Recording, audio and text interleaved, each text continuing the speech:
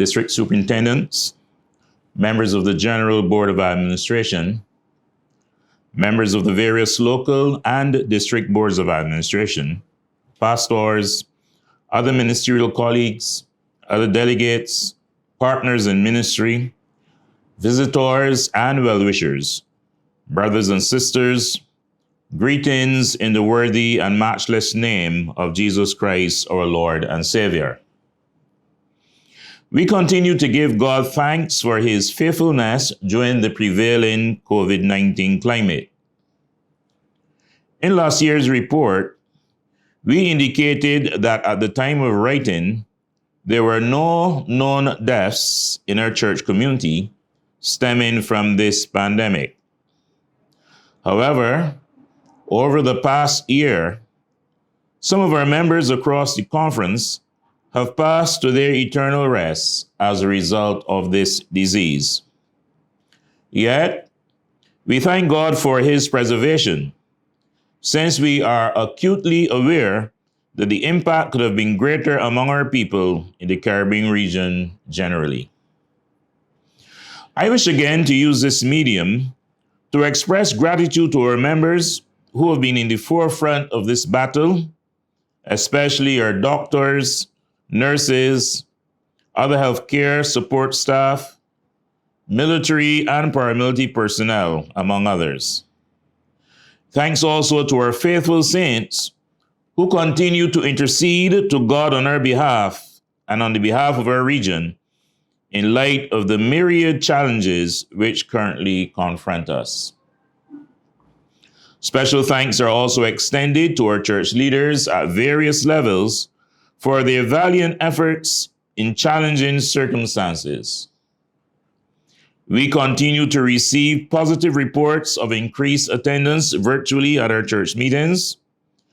Generally, persons are still being saved and deepened in the faith as a result of the ministry of the church across the region and the world.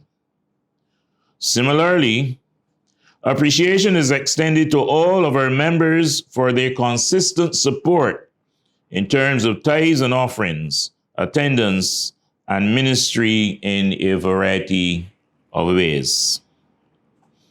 As Wesleyans, we cannot discount the fact that we have been the beneficiary of a rich spiritual legacy passed on by both indigenous and expatriate stalwarts of the faith. Some of these stalwarts, in appreciation for their love for the church and in the interest of its advancement, have donated land, cash, and other resources. It is my understanding that some of our sanctuaries and parsonages have been built on land donated by members. This also applied to the entire original campus of the former Caribbean Wesleyan College, which was purchased with a generous donation of funds by a Wesleyan benefactor.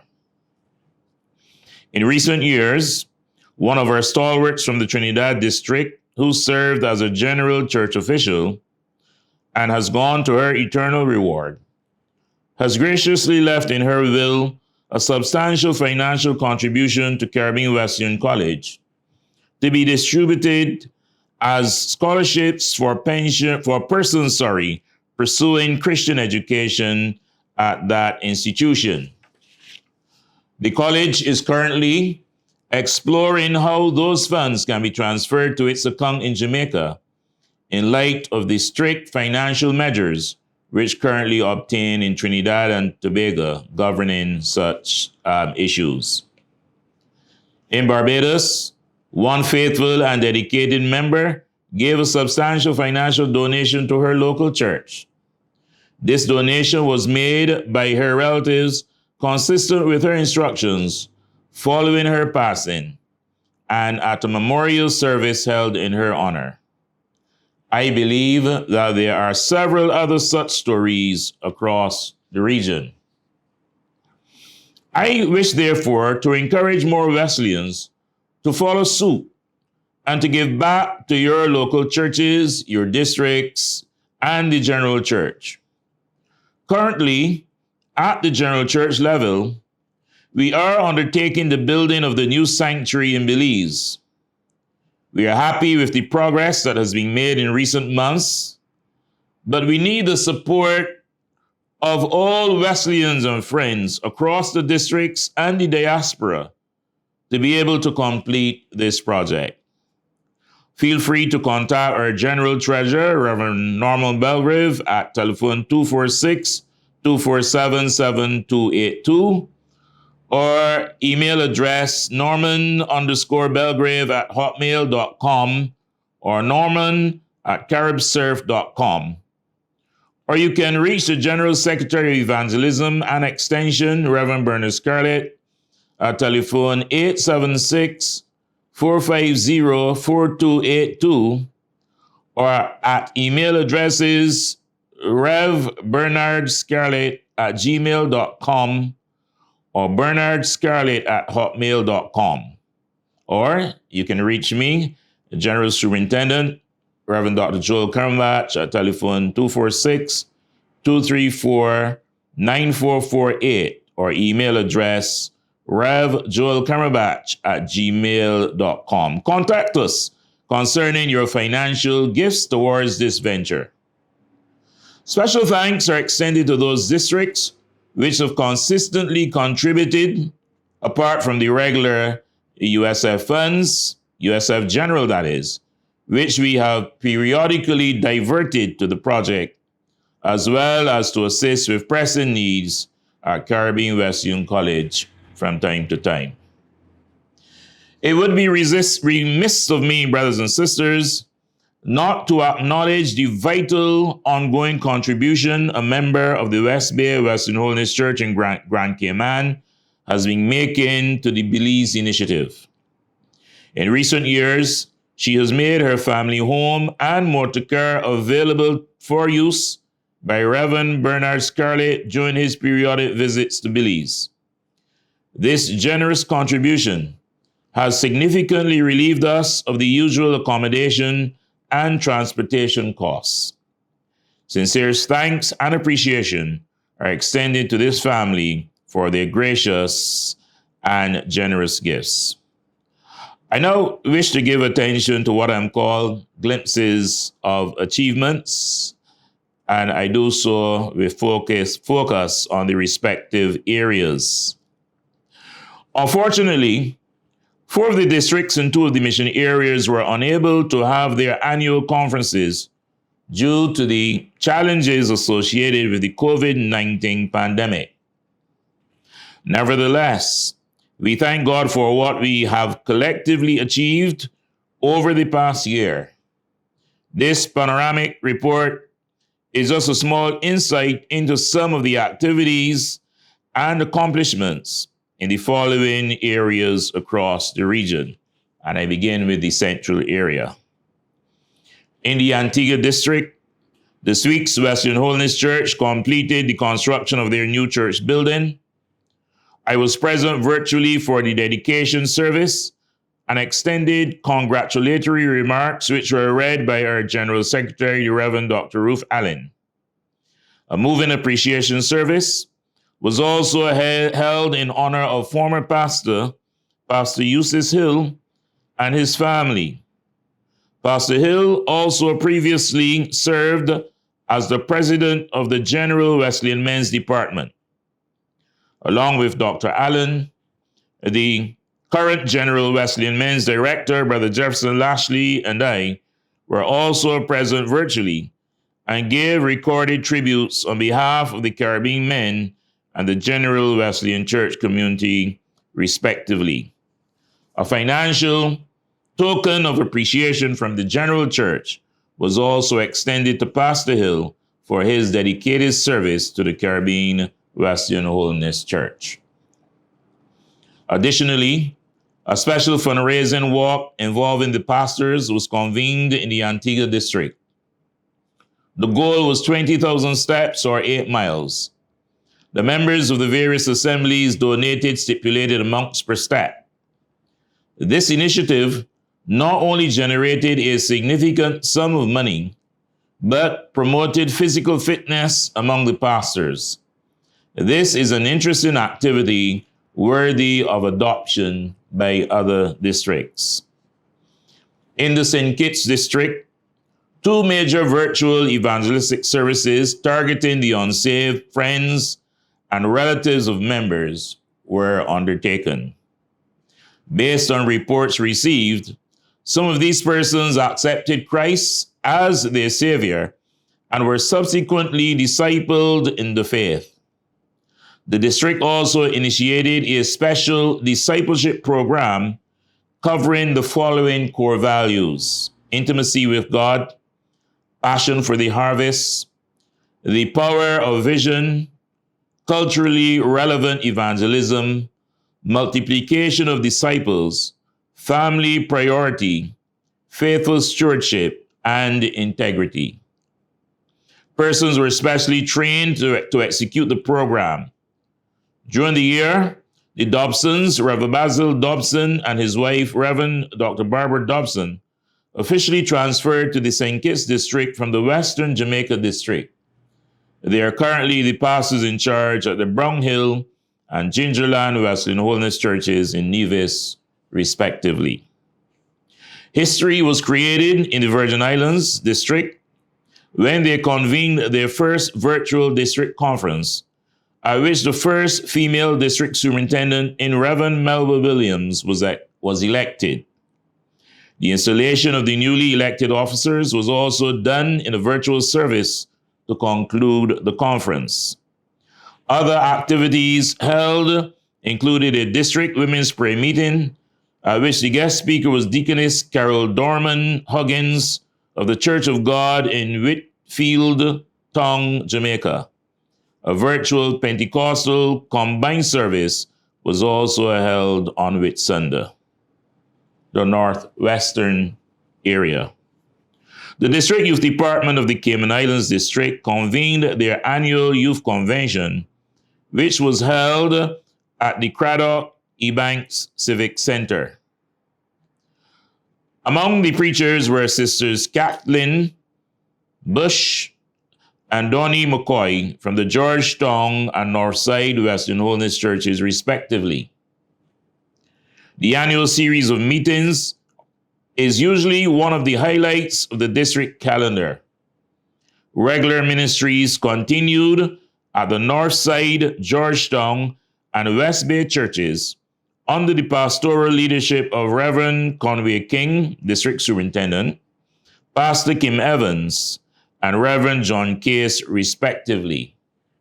The Northside Wesleyan Holiness Church completed the process of incorporation, which is required of each assembly in that jurisdiction. In Eastern Jamaica, an appreciation service was held for retired minister Reverend Lydia Crooks. The district also successfully convened virtual evangelism training, vacation Bible school, and children's camp during the year. It also participated in the extension program of Caribbean Wesleyan College. I must also express appreciation to Pastor Henry Lewis of the Constant Springs Wesleyan Holiness Church, who made a series of faith and mental health seminars which were hosted by the Jamaica Diaspora and Mental Health Task Force, available to our members across the region. The specific courses offered were Introduction to Mental Health and Mental Illness, Engaging and Motivating the Youth Population, Understanding Trauma and the Effects of Mental Health, Coping with the Stress of Congregational Isolation Before and After Quarantine, Healthy Grieving while Maintaining Spiritual Faith, and Self-Care for Leaders, Learning to Put Your Mask on First. Due to other pressing commitments, I was only able to attend one of the sessions. However, I am aware that some of our members participated in some of the meetings. Pastor Lewis also conducted midweek mental health sessions with the White Part Wesleyan Holiness Church in Barbados, and prior to that was the guest speaker in a Sunday morning worship service there. In Northern Jamaica, special services as part of District Believers Week were held with different speakers nightly. Additionally, a one-day Sunday convention labeled Applying Biblical Prescriptions to the COVID-19 Crisis was also held with regular worship in the morning session, at which the guest speaker was the Reverend Sylvester Herbert from the St. Kitts District. In the evening, there was an interesting panel discussion moderated by the Reverend Calvin Brown, with panelists including Dr. Marcia Graham, Reverend Mitchie Nurse, Reverend Alvin Bailey, and Reverend Dr. McAthin Hinds. In the Western Jamaica District, the year began with the annual district convention entitled Moving Beyond 2020 with God in Faith. The speakers for the virtual evening sessions were Reverends Fiona Vassell Kerr, Dr. McAthin Hinds, Wesley Johnson, Sylvester Herbert, and yours truly, Dr. Joel Cumberbatch. Other significant activities held included a dramatization of the Passion of Christ, a youth concert, and a women's convention which included floral and culinary competitions, zonal presentations, and musical ministry featuring well-known gospel artist Brother Paul Anderson. The Belize Mission continues to be under the oversight of the General Secretary of Extension and Evangelism, Reverend Bernard Scarlett, who, in addition to his work with the new physical plant, engaged in face-to-face ministry while in Belize and consistently via the virtual medium. The church has also participated in activities sponsored by the General Church Departments.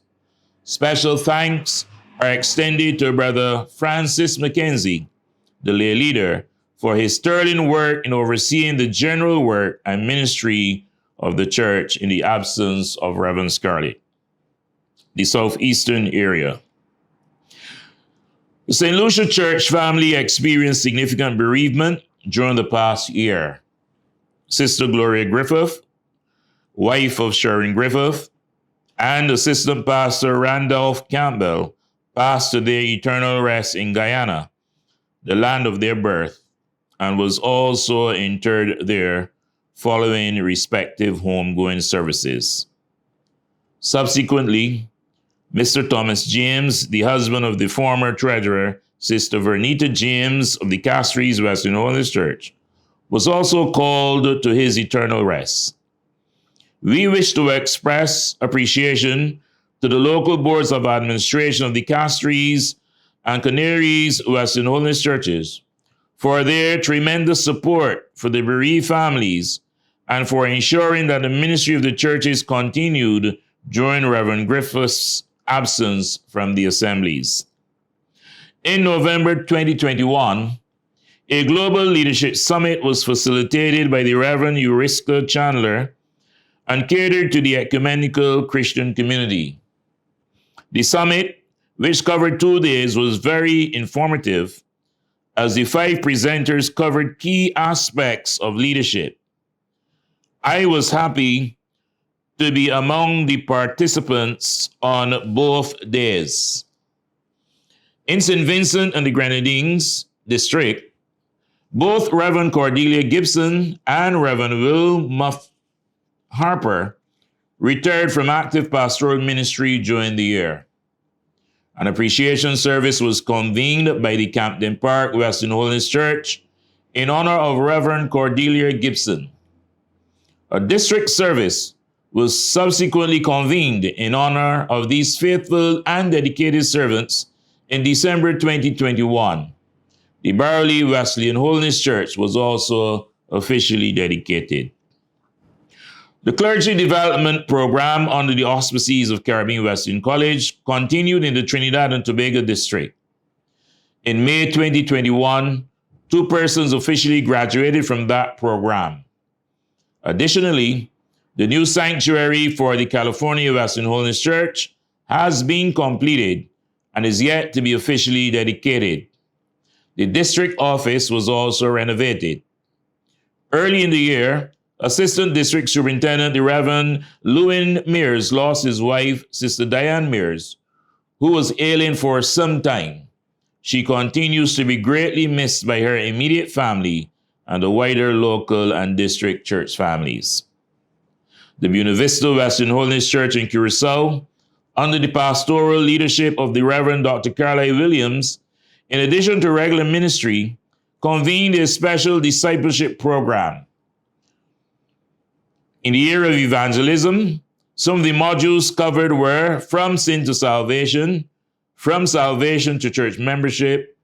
Additionally, 11 members participated in a course in homiletics taught by Dr. Williams. In turn, he and 3 other potential leaders are being trained by Toastmasters in relevant aspects of leadership.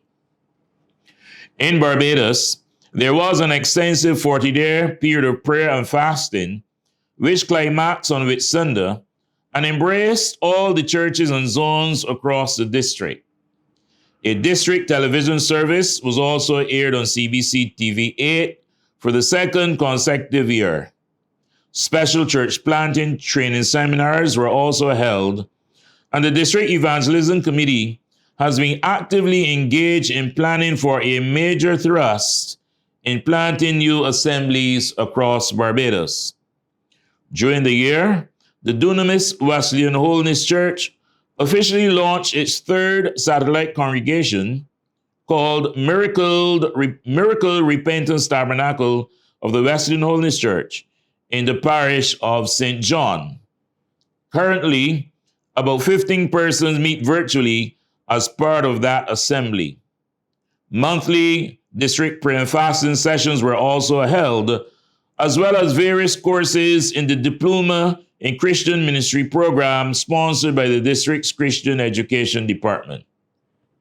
We also facilitated another Wesleyan cross-cultural initiative with the blessing of Reverend Norman Belgrove by extending to Reverend Hartley Jeremy of the United States of America an opportunity to preach virtually at the Rima Wesleyan Holiness Church.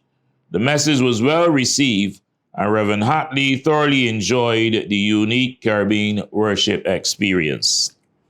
I'll now turn attention to the general church and its agencies.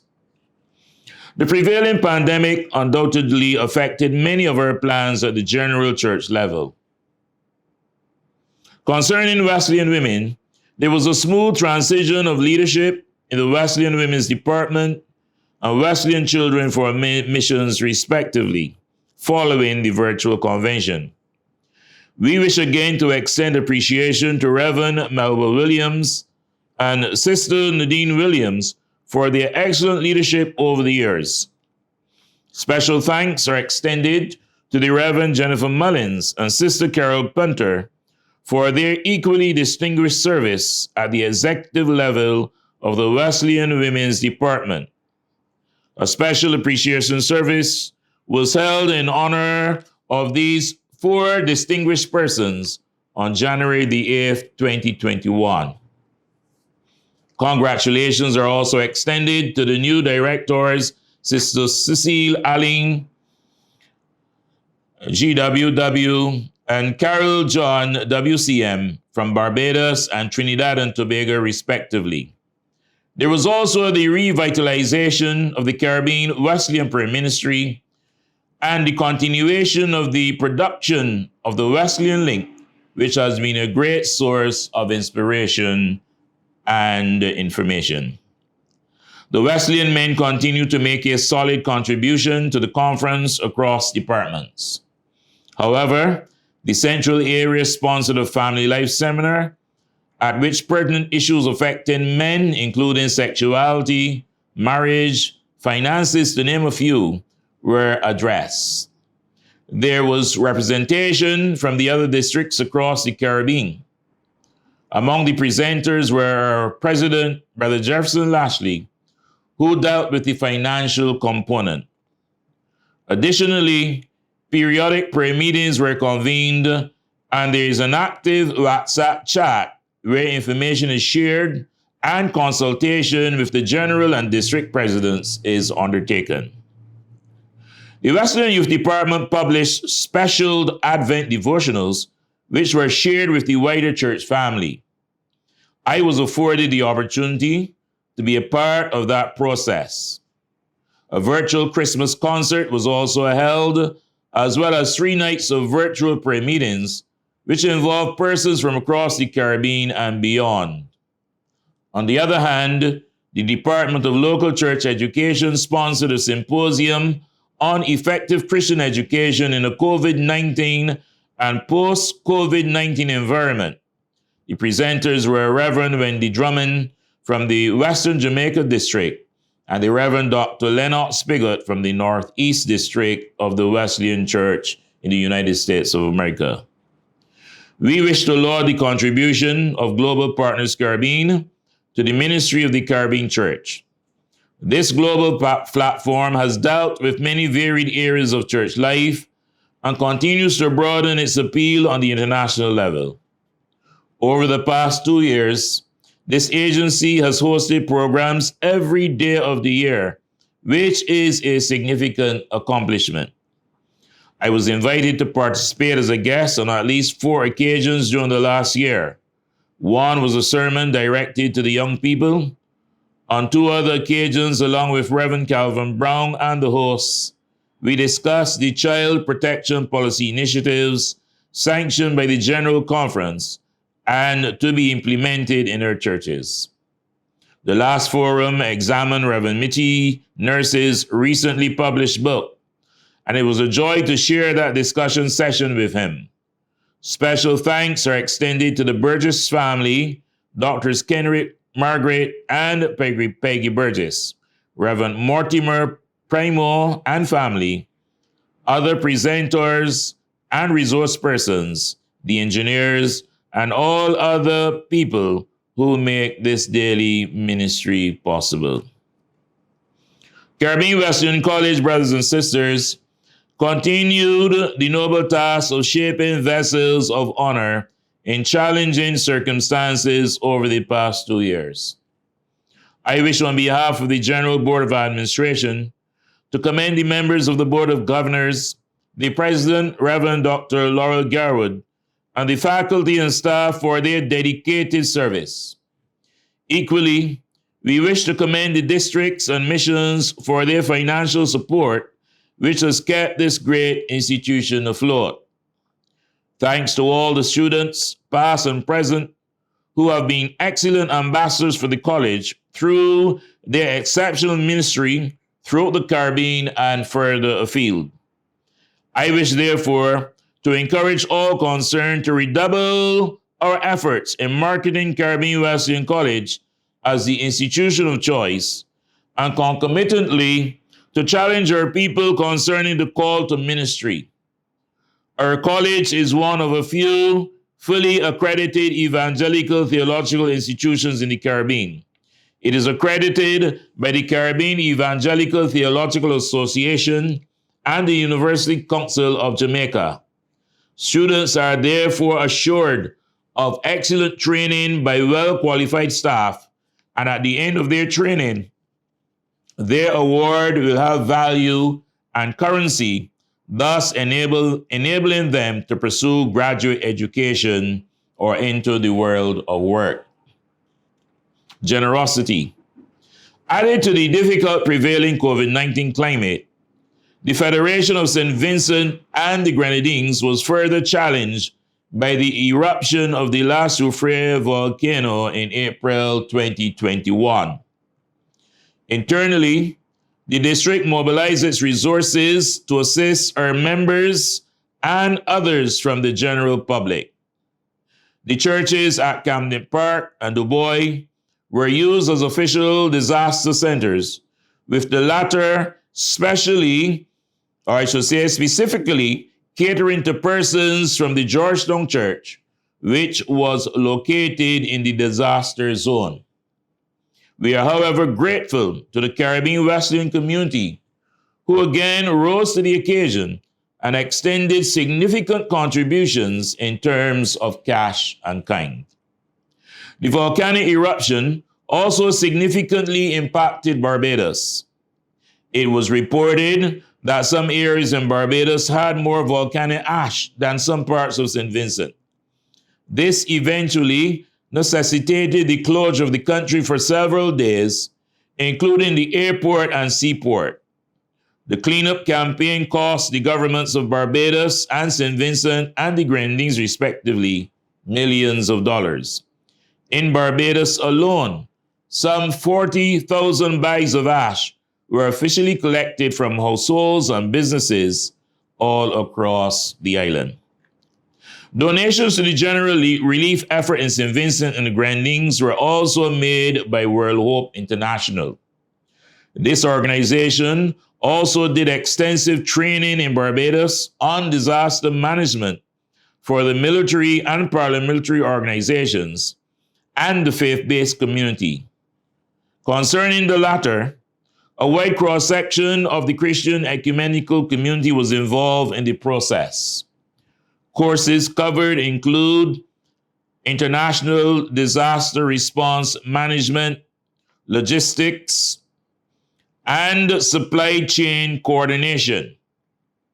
2, wide area assessment disaster survey. 3, swift water rescue. And 4, wash, water filtration and desalination, and sanitation and hygiene.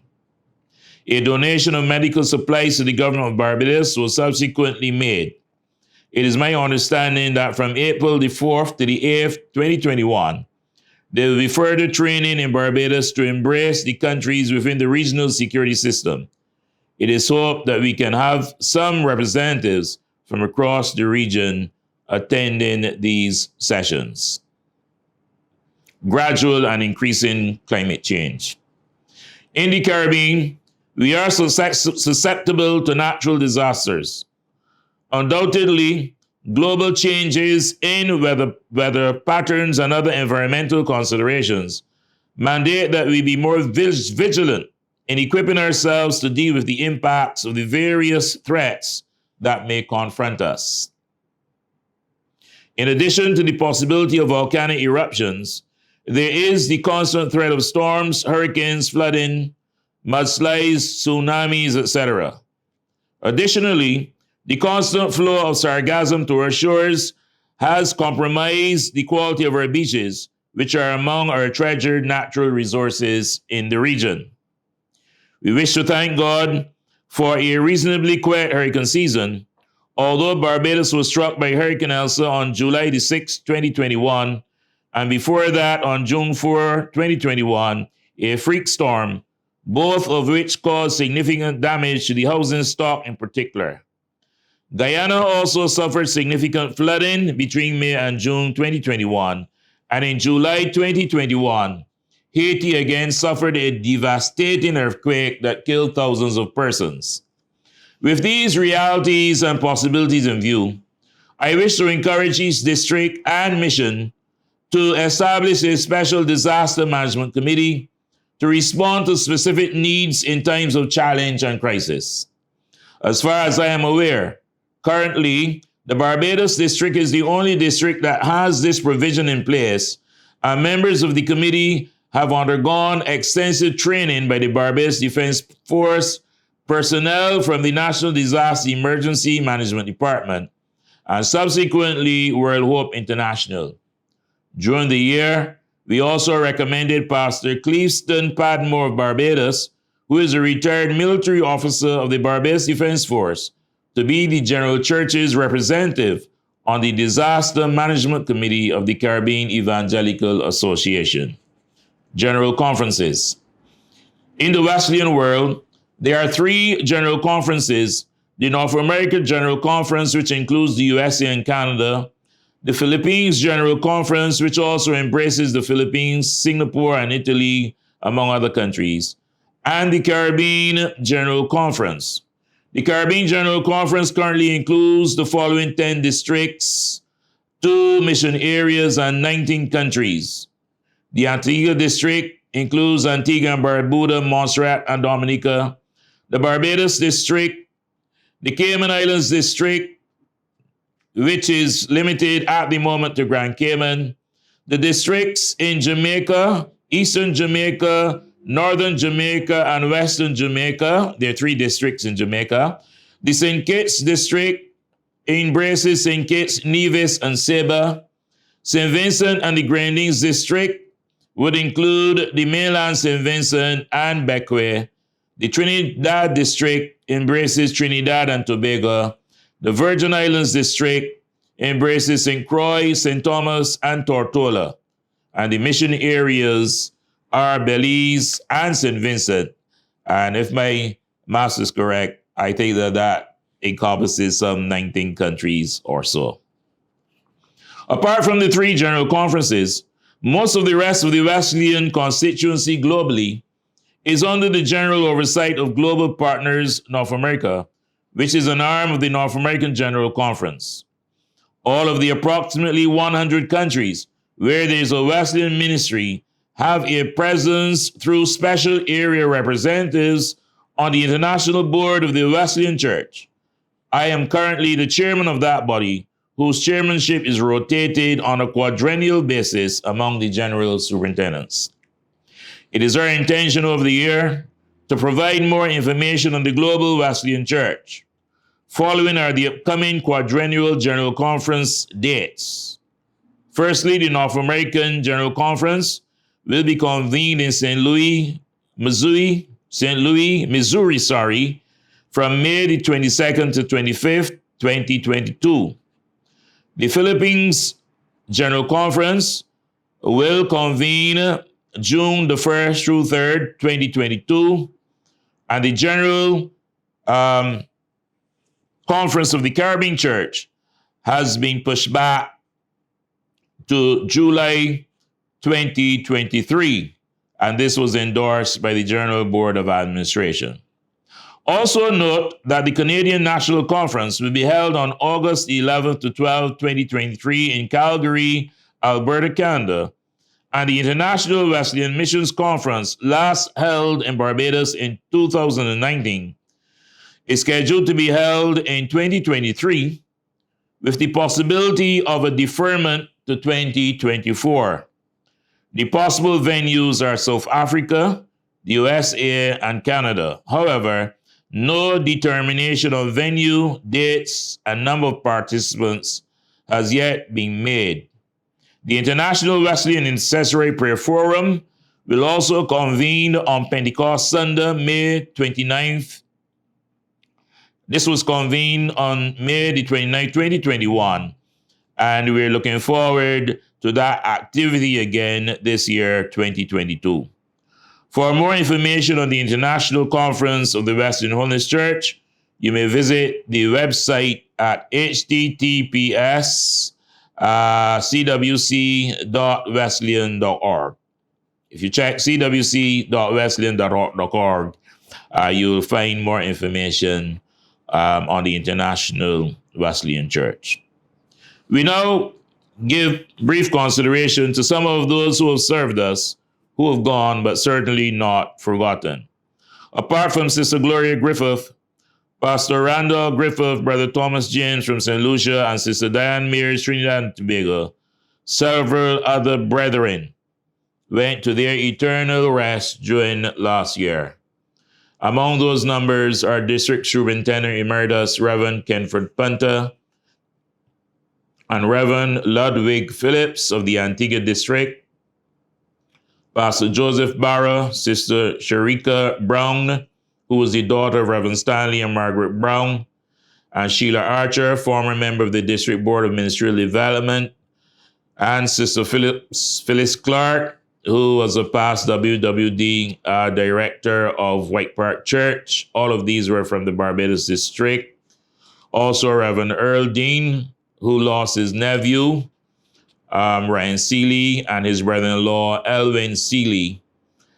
Reverend Dr. Alden Charles, who also lost his sister, Mrs. Judith Dorr, who resided in Nevis. Sisters Catherine Daniel and Denise Douglin also lost their father and 4 cousins in the UK and USA, respectively. Denise is the wife of the Reverend Michael Douglin. All of these persons impacted were from the Barbados district. Additional homegoers include Sisters Celestine Derrick, who lived to the ripe age of 101 years. Also the father of Reverend Leroy Luke. They were from the VI, St. Thomas to be more precise. Sister Monica McFarland, the wife of the late Reverend Kenneth McFarland from Eastern Jamaica. Sister Avery Bandu, the mother of Reverend Jendon Bandu. Brother Egbert McIntosh, uncle of the Reverend Alden Glanville. The uncle of Reverend Joy Dennison. Mr. Ishmael Vassell, the father of Reverend Fiona Vassell Kerr, and the father of Reverend Cecile Ferguson. These all were from Western Jamaica.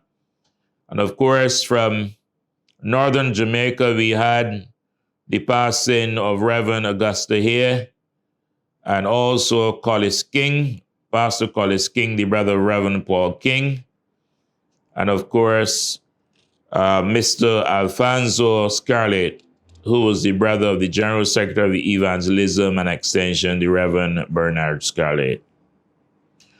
From Trinidad and Tobago, in addition to Sister Mears, previously mentioned, Reverend Cynthia Jack, the sister of Reverend Annette Jack, and Reverend Dr. Shirley Cadogan, also pastor their eternal rest. We had Sister Vanita Male, the district secretary, also lost her sister in Jamaica, Melian Powell. The Buena Vista Church in Crusoe also lost a stalwart in Sister Olive Bruce. The Cayman Islands district also bid farewell to the late Honorable John D. Jefferson, who was the founder of the Georgetown Western Holiness Church in Grand Cayman. He was a former member of the Legislative Assembly in Grand Cayman, and he was granted a state funeral, which was held at the West Bay Western Holiness Church on December the 19th, 2020. At the international level, we also bid farewell to two outstanding Wesleyan leaders, Reverend Dr. Earl Wilson, General Superintendent Emeritus of the North American General Conference, who passed to his eternal rest on November 24th, 2020. His excellent ministries, as described by one eulogist, included church leader, educator, pastor, author, and a renowned preacher of the gospel. On the other hand, Reverend Dr. Alfonso G. Pablo, General Superintendent Emeritus of the Philippines General Conference, died on November the 24th, 2021. He was similarly outstanding in his roles as pastor, Bible college teacher, and president, national leader, and author, among others. Although occurring in the current church year, I wish to acknowledge the passing of some additional members. Sister Faith Scarlett, the wife of Reverend Bernard Scarlett, passed to her eternal rest in November 2021. And in December 2021, her daughter-in-law, Hesam Scarlett, also passed. Both of them were laid to rest in the USA following homegoing services there. The Reverend Enville Neal from St. Vincent and the Grenadines District, and a former member of the General Board of Administration, lost his grandmother, Sister Delta Cruikshank, who was a member of the Wesleyan Holiness Church in St. Vincent and the Grenadines for the past 62 years. And this occurred in December 2021. Reverend Lawton Moore, a retired pastor of the Barbados District and a former district secretary, along with Sister Cynthia Matthews, a former lecturer of Caribbean Wesleyan College and member of the Western Jamaica District, and the Reverend Edward Halcott, who also previously served as pastor both in the Virgin Islands District and Western Jamaica respectively, passed in this month as well. Of most recent was the Reverend Dr. Beverly Lashley, wife of Brother Jefferson Lashley, who is the General Director of the Caribbean Wesleyan Men's Fellowship. Dr. Lashley was also the former pastor of the Hopewell and Cave Hill Western Holiness Churches in Barbados. We wish to assure all of the relatives and friends of the departed mentioned above of our prayerful support. May the deceased rest in peace and rise in glory. I now give attention to graduations and other successes or awards. I wish to extend congratulations to the following graduates of the graduating class of May 21 of Caribbean Wesleyan College, Sister Tiana Bowery of the St. Kitts District, who graduated with a BA in Theology and Pastoral Ministry, and Sister Dazing Holt of the Church of God Moncton Assembly in Jamaica, who also graduated with a BA in Theology and Pastoral Ministry. Brother Patrick Balcaran and Sister Lucky Chapman from the Trinidad District received certificates in Christian ministry on completion of the Clergy Development Program, also sponsored by Caribbean Wesleyan College. 7 students from Jamaica East, Sisters Sarah Verlia Bogle, Christine Sibia, Lauren Taylor, and Deaconess Javier Stevens, and brothers Joshua Steele and Devon Denny also received the ETA Lay Ministry Certificate in Christian Service. And this program, again, was supervised by Caribbean Wesleyan College. Also graduating from the University of the West Indies Cave Hill campus was Sister Solange Francis of the Chalkamount Western Holiness Church in Barbados with a Bachelor of Laws, First Class Honors. Brother Matthew Willoughby, White Park Western Holiness Church in Barbados, who completed his legal certificate at the U Wooden Law School in Trinidad, and Brother Emmanuel Williams from the Papine Western Holiness Church in Eastern Jamaica, who did a similar program at the Michael Manley Law School in Jamaica. Emmanuel is the son of the Reverend Orville and Sister Notting Williams. Sister Okira Hill, Barbados, the granddaughter of the Reverend Dr. Carlisle Williams and Sister Marguerite Williams, and they are based in Curacao, also pursued her legal certificate at the U Wooden Law School.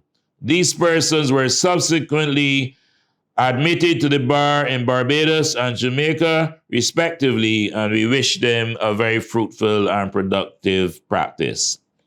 At the graduate level, we wish to extend congratulations to the President of CWC and District Superintendent of the Western Jamaica District, the Reverend Dr. Laurel Garwood, and the Reverend Dr. Leighton McFarlane. They're from the Western Jamaica District. He is also a lecturer at CWC on the achievement of the Doctor of Ministry degree from Indiana Wesleyan University and Asbury Theological Seminary, respectively. The Reverend Dr. George Horton, also from the Western Jamaica District, received an honorary Doctor of Divinity degree from EMET Theological Seminary and College in the USA. The following persons from the Barbados District and Western Jamaica District, respectively, were also recipients of master's degrees in ministry with majors in leadership from Indiana Wesleyan University. And I'm thinking of the Reverend Dr. Alden Charles and also the Reverend Wade Moore. Reverend Dr. Laurel Garwood was also the recipient of the prestigious Governor General of Jamaica Award for his outstanding contribution in terms of ministry and service to the parish of Westmoreland in Jamaica. In the Cayman Islands, Sister Kathleen Bush from the Georgetown Western Holiness Church was nominated for the Caribbean Best Readers Award, Best New Content Creator. Although she did not win the competition, her nomination was a significant achievement. Kathleen is a prolific reader who also reads widely and is an inspiration to children and adults alike. In St. Lucia, Brother Sigmund Griffith, the son of Reverend Sharon Griffith, was appointed Program Manager of Exports in Lucia, and he subsequently led a St. Lucian delegation to a trade expo in Dubai. Congratulations are further extended to the Reverend Jason P. Bennett, pastor of the Freeport Western Holiness Church in Trinidad and Tobago, on the publication of his book, Arise, which is a motivational work for those who are stuck at some juncture in their lives and need that extra inspiration and push to propel them forward. Reverend Mitchie Nurse of the Barbados District also published his first book called This One Is For You, an anthology of expository sermons. You will find these sermons to be richly refreshing and beneficial. Both books are available on Amazon. In my last report, I referred to Brother William Giddens from Barbados, who is our most prolific Wesleyan writer in the Caribbean. Between the period January and December 2021, William published some 62 books and has some 250 e-publications. His last publication, The Abstract Lens of Culture, can be viewed certainly online, and you can see that site in the written edition of my report. Sister Danielle Douglan from Barbados was appointed the Justice of Peace, and the Reverend Dr. Margaret Burgess of Trinidad and Tobago District and Global Partners Caribbean was appointed an independent senator in the Parliament of Trinidad and Tobago. Heartiest congratulations are extended to the Sweets Wesleyan Holiness Church in Antigua and the Messiah House Wesleyan Holiness Church in Barbados, who celebrated a centennial milestone in December 2020 and October 2021, respectively. Sweets subsequently dedicated their new building during July 2021. The rebuilding of the Sweets Church was a significant achievement in a challenging COVID-19 environment. I was happy to be a part of these historical moments and to extend best wishes to the pastors and members on behalf of the General Board of Administration and the Wesleyan Holiness Church family across the Caribbean. On a national scale, we also extend the heartiest congratulations to the government and people of Barbados on their transition to the status of republic. We wish them well in all their future endeavors.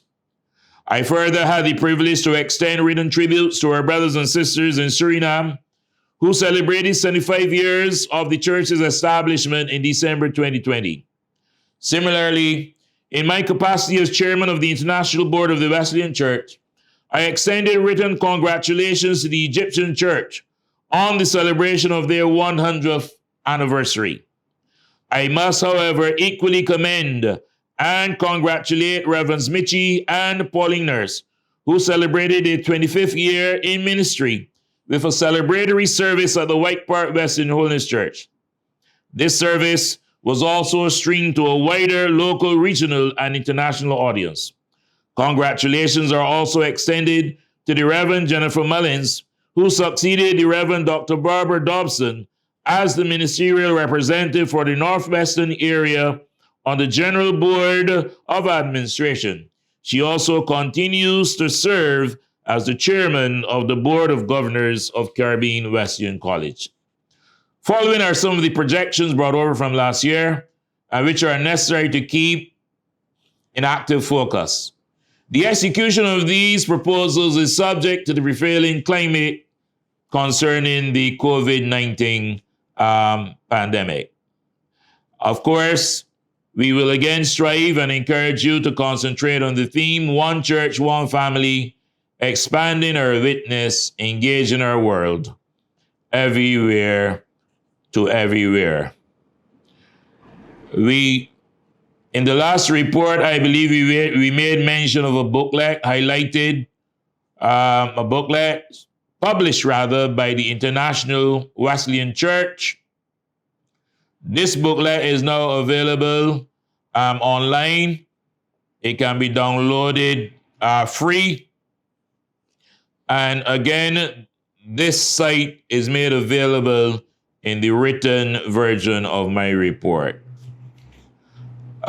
We have projections in the area of evangelism and extension in terms of administration, in the area of the social and educational, financial, communications. It is not prudent to spell out all of that now, but I am sure as delegates, you also have the written copy before you, and we can entertain any questions that you may have. I'll just mention, though, the spiritual, because I think that is absolutely important.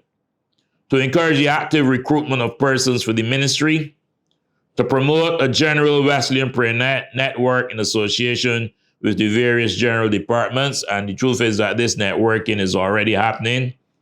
Continuation of the Caribbean Wesleyan Week of Prayer during the first week of November, and to encourage the practice and spread of scriptural holiness.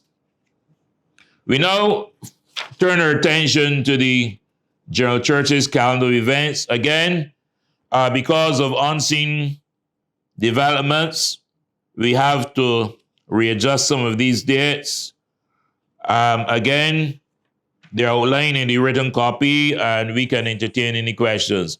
But there are just about 4 things I'd like to highlight. We hope this year definitely to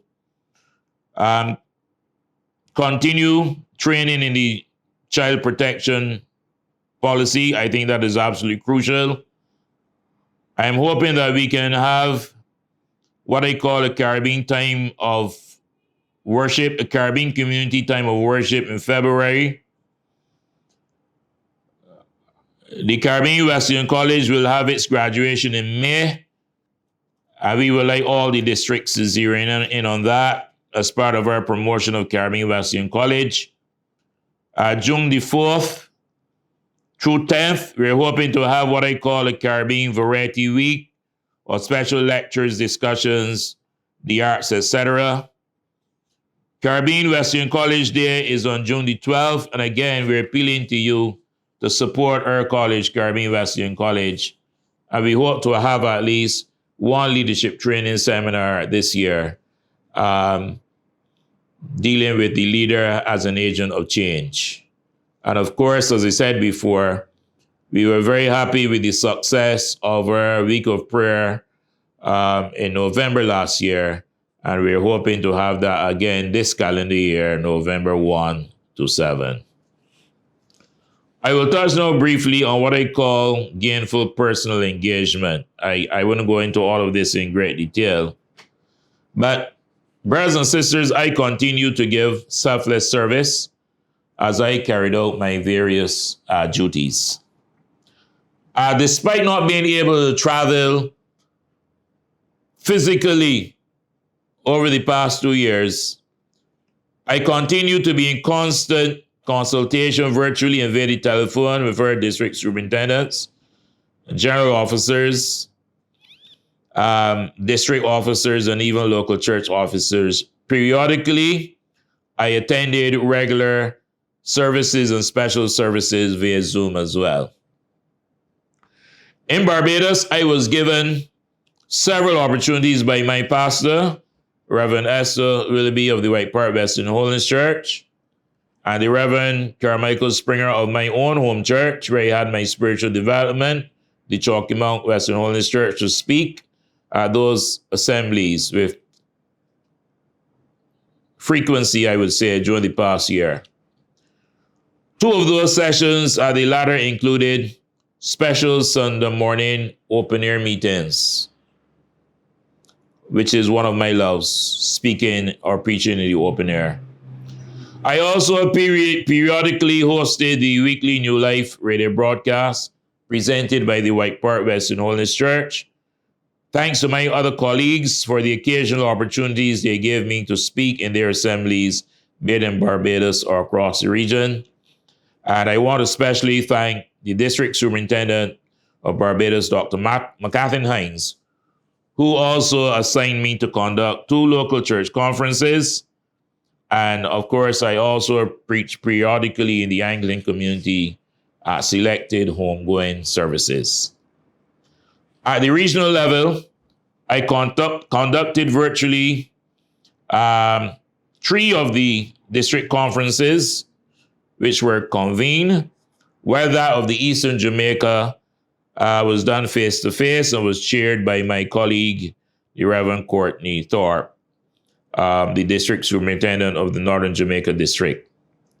I also subsequently chaired the Quadrennial Convention of the General Wesleyan Women's Department, which the guest speaker was Sister Connie Erpeldin, lecturer of Indiana Wesleyan University, who graciously consented to speak on this occasion and whose message was warmly received. We also chaired meetings of the Executive Committee and the General Board of Administration and attended a virtual training seminar on disaster management hosted by the Caribbean Evangelical Association. Subsequently, Sister Eunice George and I attended the annual General Conference of that body as the official delegates of the Wesleyan Holiness Church in the Caribbean.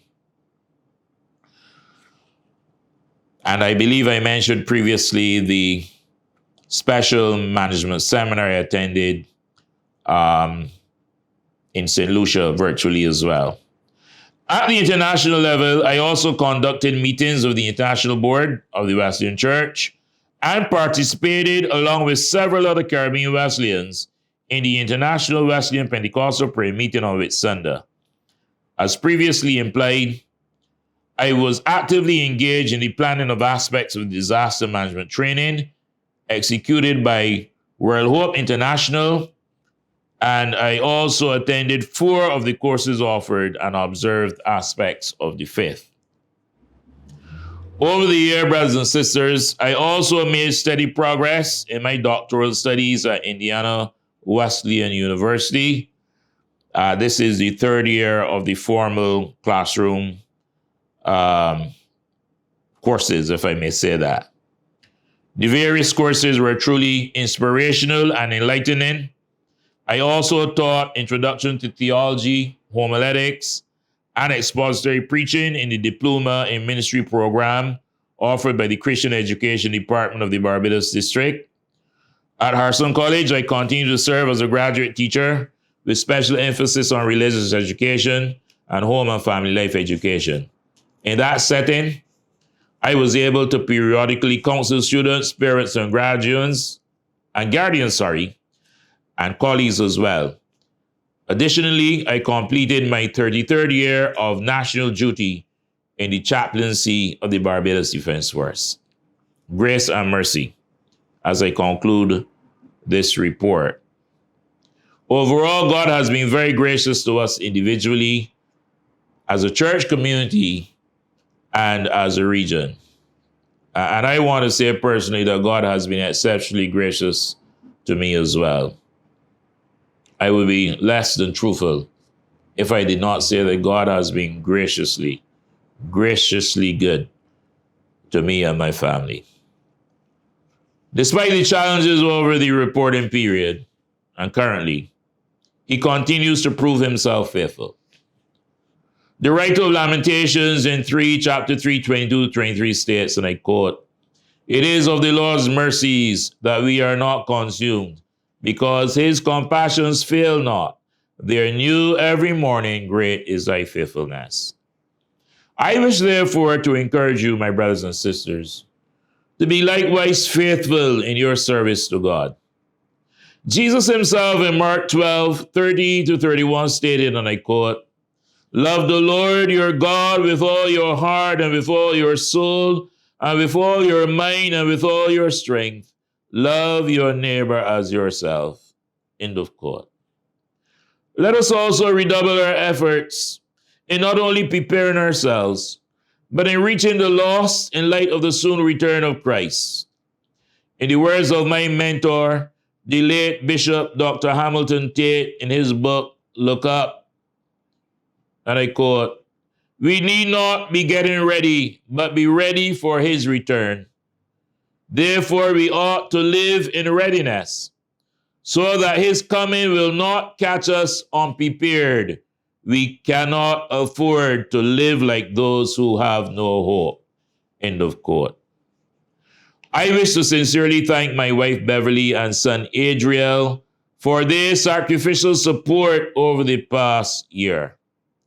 Special thanks and appreciation are also extended to the General Board of Administration, the General Church officers, district superintendents, pastors, and other leaders, both clergy and laity, and the wider Wesleyan fraternity for their counsel and prayers. Similar expressions are extended to my colleagues on the International Board of the Wesleyan Church and other stakeholders, including the management of World Hope International. Permit me also to mention my pastor, Reverend Esther Willoughby, and the White Park Western Holiness Church family, whose contribution to my general well-being continues to be a significant one. Thanks also to District Superintendent Dr. McAthin Hinds of the Barbados District and his office staff for significant accommodations in terms of office space and other courtesies as requested from time to time. Let us continue to observe the various health and related protocols stipulated in our respective jurisdictions, which are devised for our safety and the safety of others. Wishing you, my brothers and sisters, friends, and certainly all those of you who love and care and have supported the Western Holiness Church in the Caribbean faithfully all through the years. I wish you, on behalf of my own family and the General Board of Administration, a blessed and bountiful 2022. God bless.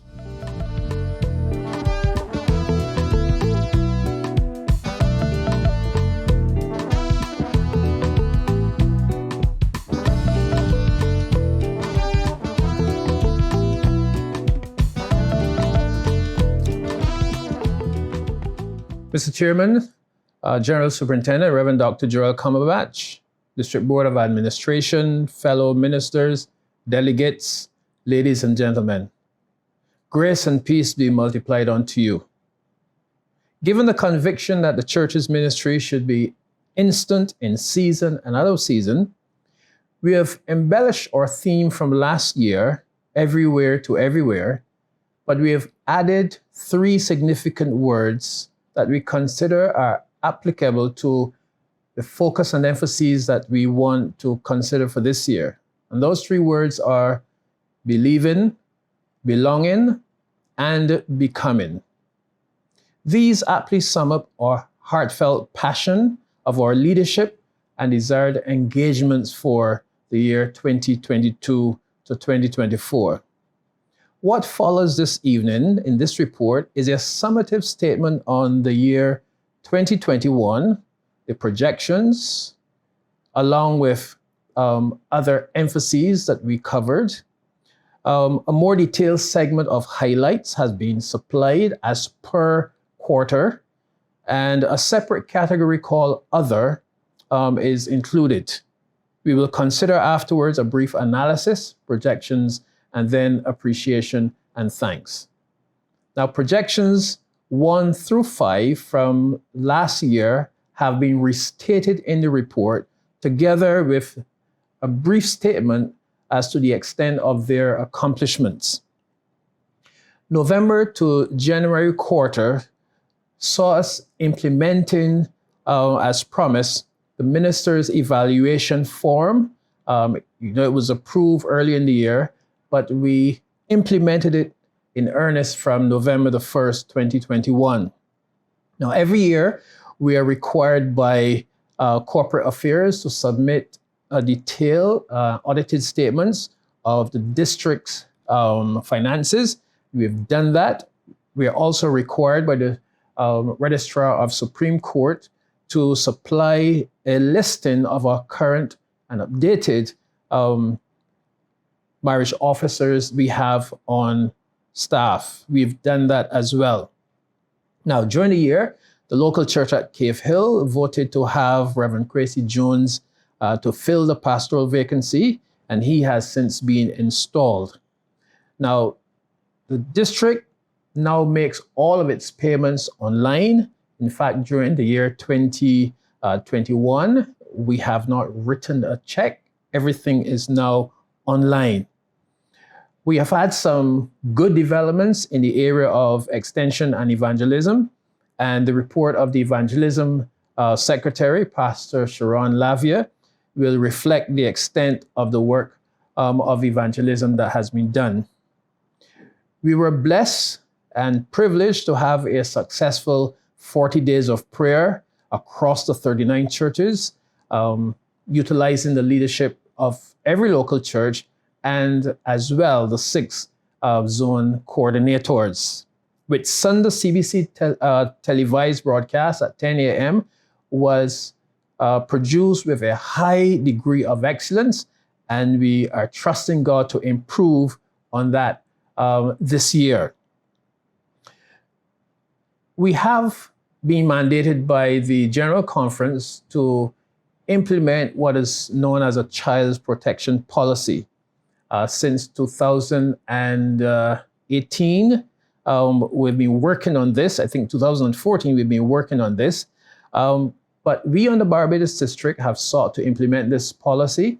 And during last year, we did the first stage, and that was to present an edited and updated document to the pastors. And this is our first stage of implementing the mandated child protection policy. The District Board of Administration also established and appointed a District Technology Committee headed by Reverend Mark Watson.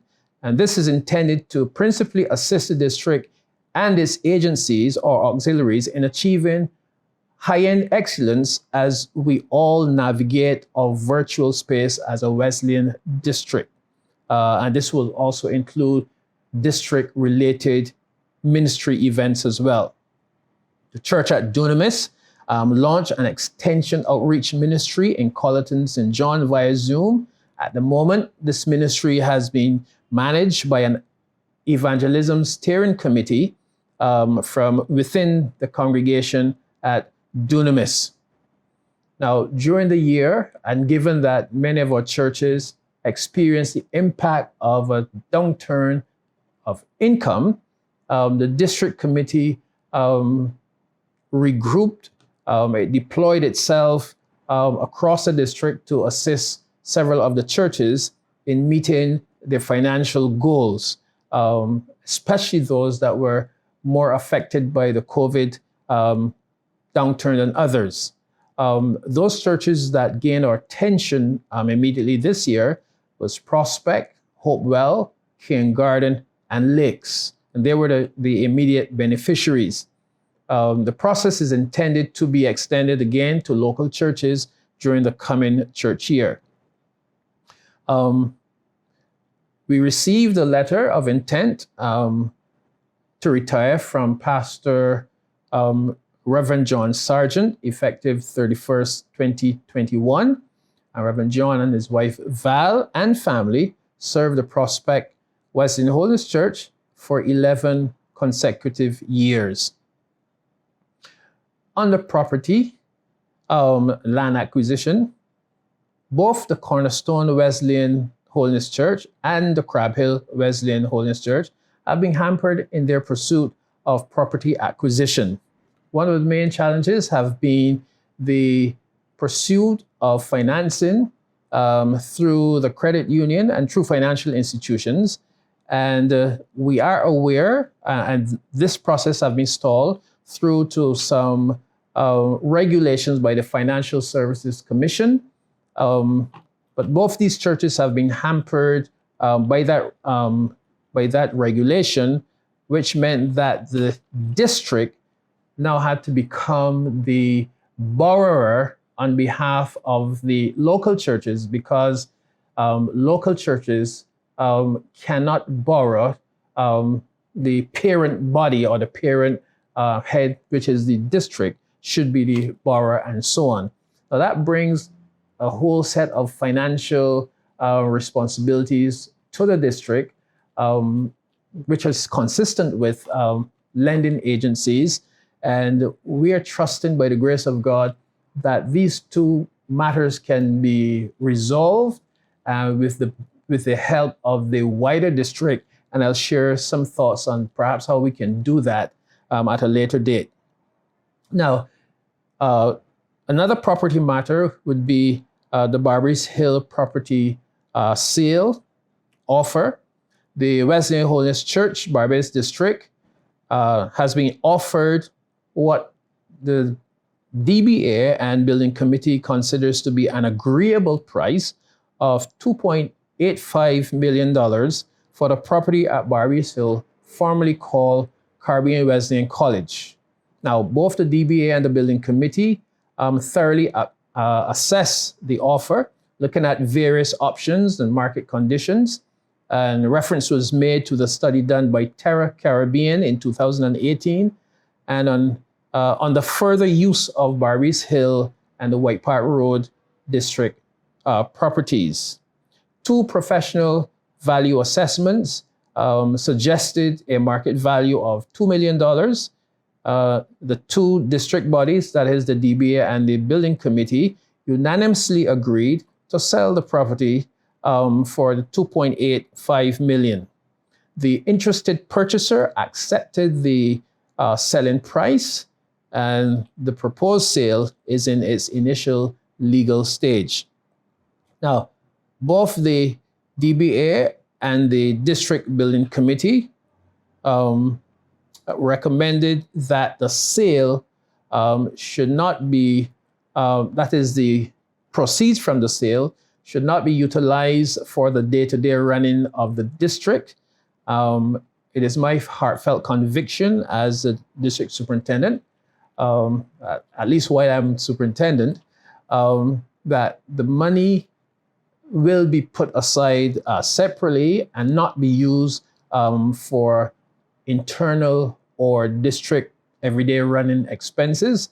We think that that will be unacceptable, both as an organization and I think in heaven as well, because we ought to be better stewards.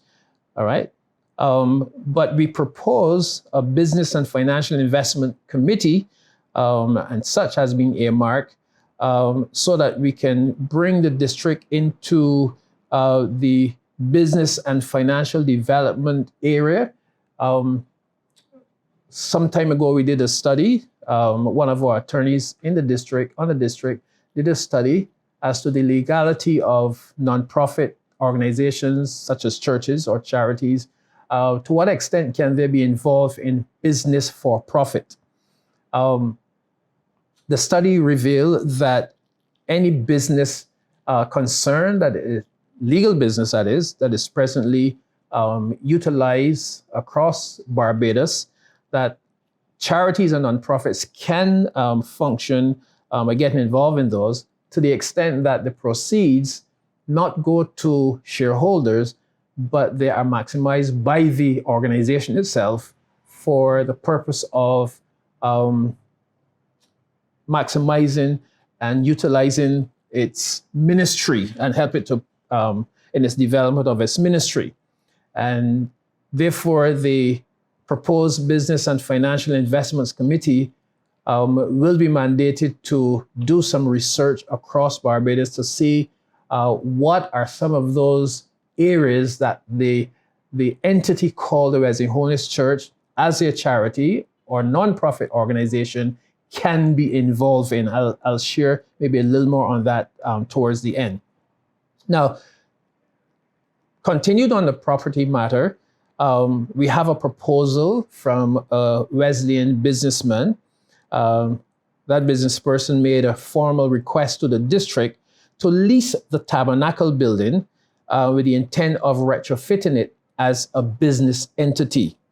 Now, both the DBA and the district building committee considers that the concept is a good one.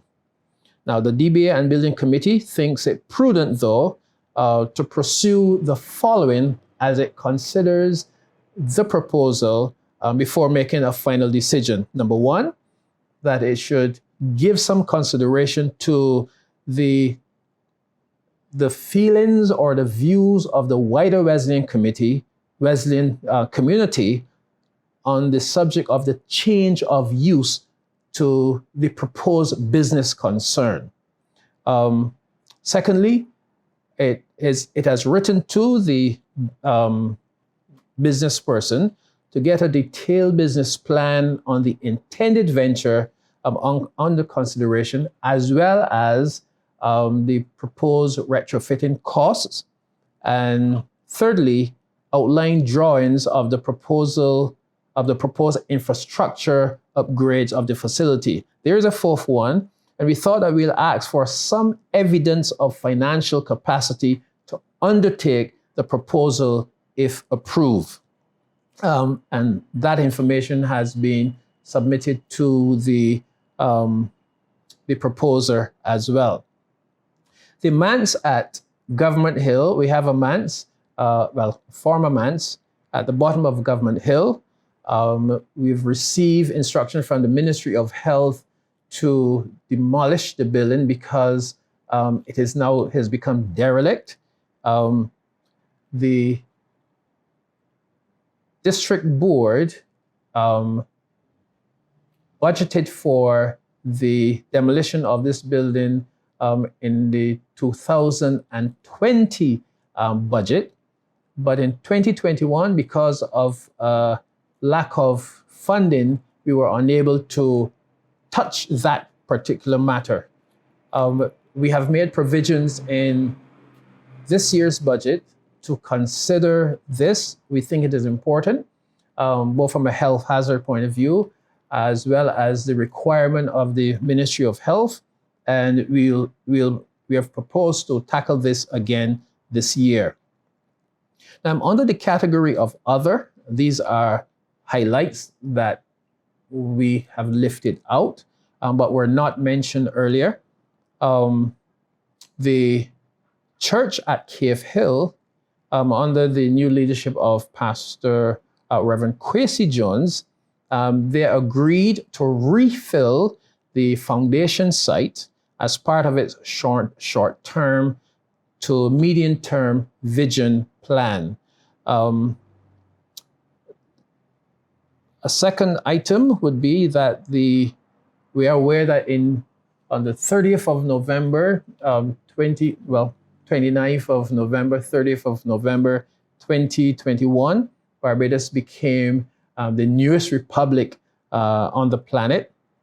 Well, the district superintendent, Reverend Hinds, was invited to sit on the Republic of Barbados National Awards Selection Committee.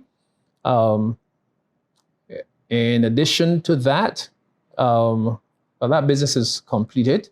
I represented the district at a meeting of faith-based organizations with Mr. Chapman, head of the COVID unit, and the Honorable Prime Minister on the subject matter of congregational worship limits. That's a thorough, frank discussion that was engaged in.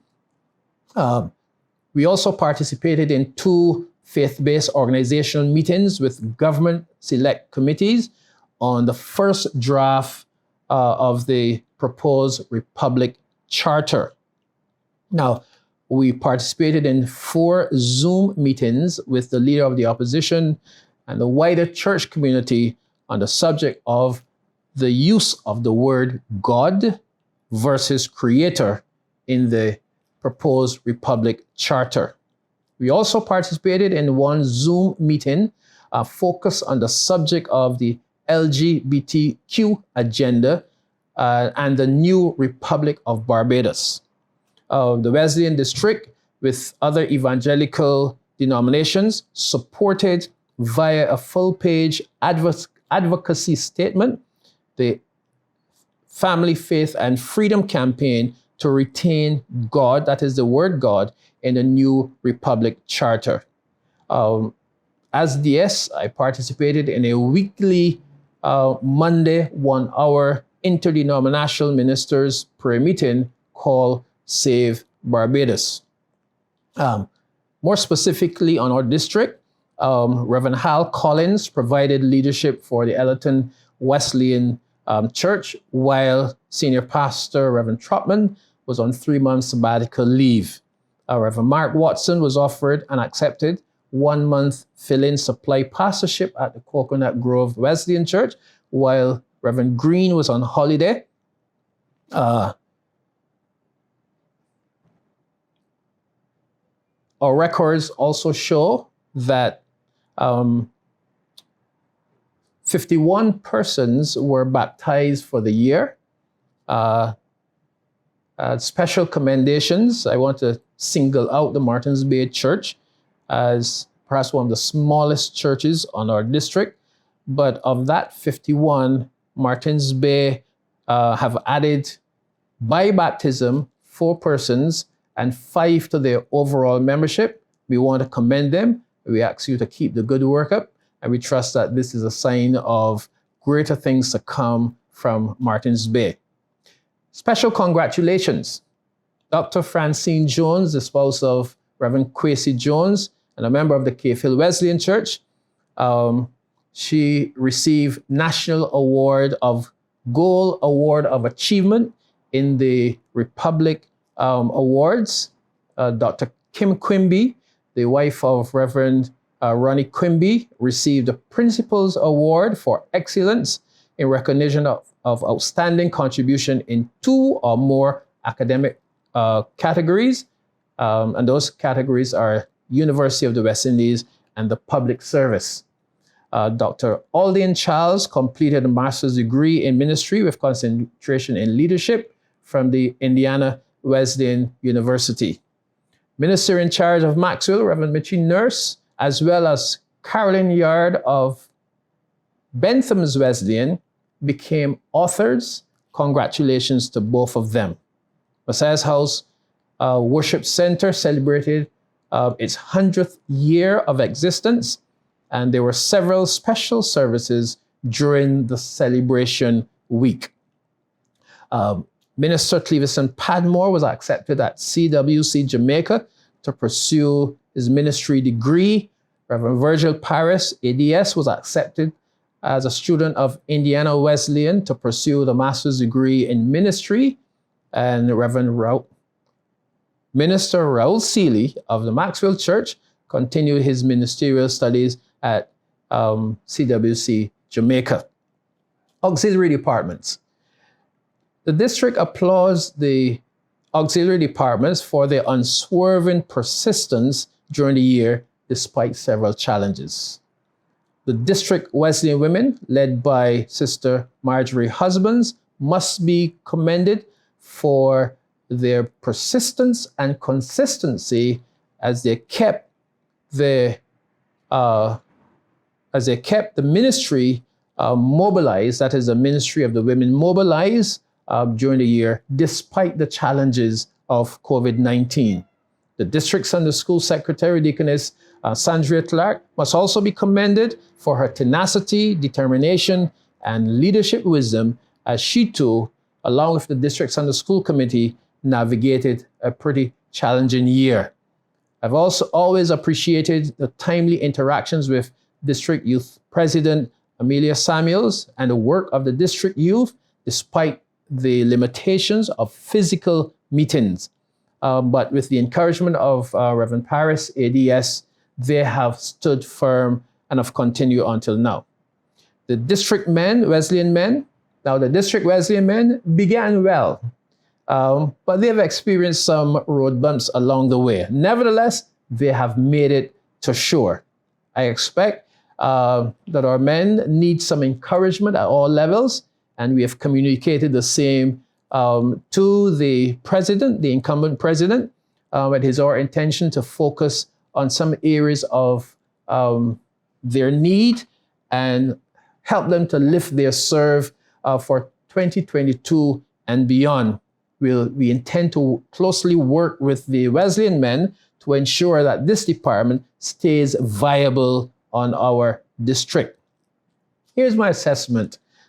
Now, we all can agree that there are the degrees of uncertainty across the landscape of Barbados, church-wise and otherwise. Coupled with potential socio-economic decisions by the political directorate, there is that uncertainty. And that is coupled with an economy that is already exacerbated by the pandemic and the uncertainty as to when the pandemic will end. Now, across the Christian landscape, but more to my mind, amongst the evangelicals, there exist several theological and sociological tension points, which have implications for our outreach among especially the young demographic. There is the emergence of a humanist philosophical orientation that has captivated some of our nation's young and intelligent minds, and this is a cause for concern. Additionally, some ambivalence pervades the Christian church over the interpretation and application of biblical apocalyptic literature. Now, as we move to engage the new church year, we do so not only within the matrix of an environment already impacted by the pandemic, but also a rapidly changing set of worldviews at the same time. On approaching our Christian mission within our nation, or from a national evangelization standpoint, we must consider the whole issue of discipleship. And Jesus said, go into all the world and make disciples. And it is within this context that we would like to, as a denomination, to war a good warfare, as Paul would have said to Timothy. So the concepts of believing, belonging, and becoming, we have added to our theme so that these will assist in stabilizing our ministry steps. Our approaches should seek to arrest the tide that permits generations of youth to pass through our weekly Christian education and nurture process, but have not been convinced or won by neither our modalities nor our messages. That's a concern for me as a pastor and as a parent. We have a real challenge on our hands that we dare to engage. We must dare to present in the most impactful way the real manna that came down from heaven in ways that demand the attention who hear us.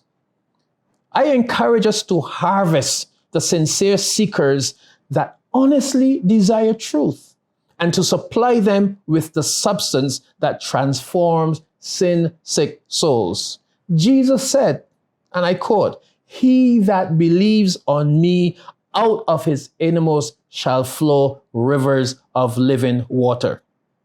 Our approaches must also recapture the Christian value of belonging, not only to the universal family of God, but also to the Christian family of God as practiced here in the earth. The implication here is that church modalities must be intentional at fostering and addressing the need to belong. I believe that such can assist in arresting the attrition rate that pervades many assemblies, especially evangelical assemblies. Our greatest witness on earth is perhaps not what we can declare, but that which is seen by our lives. When the word becomes flesh again and again through our faith commitment to become Christ-like, the world must take note. Let us therefore be thus minded that the only authentic member of the Godhead in the earth is a person of the Holy Spirit. And Jesus said that his assignment will be to guide us into all truth. Yes, the Holy Spirit is here on assignment. The church, the body of Christ, is ordained to be through the power and persona of the Holy Spirit, the principal expression of Jesus in the earth, to intensify our evangelism with a life-giving grace that transforms values and produces long-term change. That's where we are at. We need to remember that we have a message that, when aided by the Holy Spirit, whose prerogative in our midst is to bring conviction of sin and of a coming judgment. That gospel, when communicated in love, because the message of the gospel needs to be communicated in a congruent modality, that is, with tones and hearts of love for believability. I believe at that point, it will produce the kind of conviction that leads to faith, or it might produce its opposite, conviction that says, you almost persuade me to be a Christian, or that I'll rather hear you on some other occasion. But to the extent that we preach, declare, and teach the gospel of Jesus Christ, that is the content, but do it within a modality of love that is care, compassion for those to whom we minister, then I believe we're going to have believability. We need to be challenged to reinvent ourselves spiritually. I'm amazed at within the last 10 years or so, how I've been challenged as a person, as a pastor, and within the last 6 years as a district superintendent to reinvent myself. I've had to do it as a father, as a husband, to reinvent myself as my family grows older. Now, church is no less different. We need to be challenged to reinvent ourselves spiritually, functionally, creatively, and technologically. By doing so, we can discover together new protocols and processes that fit our contemporary context, the kind that brings renewal, the kinds that motivate to serve, and the kind that enable all of us to do business and do the business of the Lord well. The church's role is a redemptive one. It's a restorative one, instead of an "I told you so" tone. Even when persons make bad choices, the church must be Christ's arms extended by offering the way back, repentance, compassion, and healing, the way that God dealt with myriads of us as Christians who must admit God's spiritual encounters of mercy and loving kindness won us back. Now, given all that, I want to share our projections. And I'm sharing those projections that I've singled out for emphasis. I want to embellish them, but they're all written in our conference document, and all the delegates do have a copy of my report and these projections. Now, given that the health emergency have been extended to 2022, our planning will be immediately be quarterly. While we have long-range goals, we will plan specifically in a quarterly manner. However, these projections are broad-based, and these are some areas that we will focus on. Again, what I'm sharing here is not the full extent of them. I'm just singling out some for embellishment. I want to prioritize on the spiritual, prioritize the doctrine of ecclesiology, that is the doctrine of the church. Since part of our focus will be believing and belonging, we need to study, and I want to engage us in a study. Last year we did entire sanctification across the district, but we want to deal with ecclesiology, the doctrine of the church. We also want to look at and engage across the district holiness-driven ethics and responses to human experiences. There is such a thing as Christian ethics. How do we respond to people? How do we respond to challenges? How do we respond when things don't go our way? How do we respond in the workplace? How do we manifest Christ-likeness? Is there a set of Christian ethics that should be predetermined by us as believers? How do we function in a marketplace? What are responses? And as a holiness denomination, as a Christian church, we want to bring to the table that dimension of holiness-driven ethics and responses to human experiences. Under financial, we desire as a church to meet our budget this year. You will see from the district treasurer's report that our 17.5% annual assessment has been reduced to 16%, and we hope that can be passed through the Parliament of the Wesleyan Holiness Church Conference.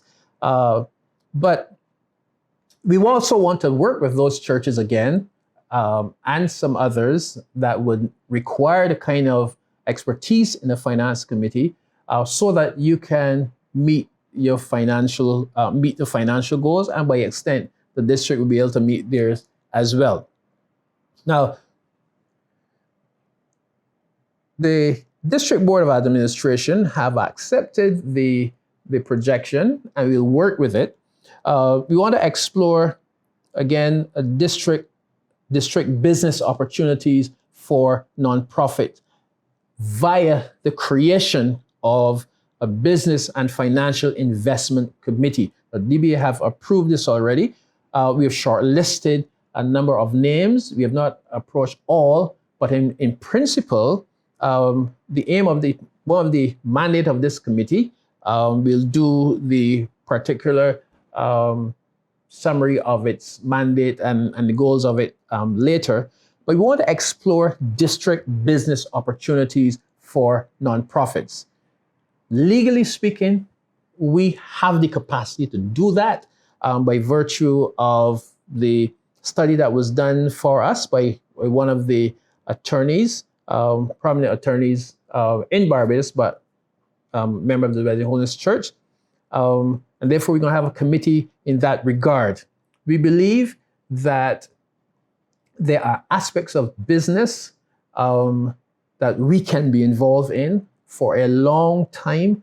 There have been many church members, there have been many delegates to conference who have asked the question, why does the district depend on the local church so much for all of its funds and all of its income? If the local church goes down, then the district goes down. If the local church goes down, the district is not in a position to help. We want to tackle that. We believe that we have the business acumen across our district. We have the capacity, and we also have the willingness of heart to help by several of our Wesleyan members. And believe me, I believe that there are several who will be interested and be all too happy to see the church lifted to a level where it is solvent and financially solvent. From an administrative point of view, we need to publish the district policy statements. The last publication of those policy statements is about 15 years ago. They have been updated since then, but I don't think we have published them to put them in the hands of our membership across the district, so that the district rank and file grows with us and they see, well, these are the policy statements, and people don't have to chuckle as to when they see this and when they see that. They will know that, yes, this is an approved policy vis-a-vis policy statements. We want to implement what I call stage 2 and stage 3 of the child protection policy. The child protection policy is in the hands of the pastors. We want to move to have that in the hands of our membership, and 2, begin to do some training vis-a-vis the actual implementation that on the ground across the local churches.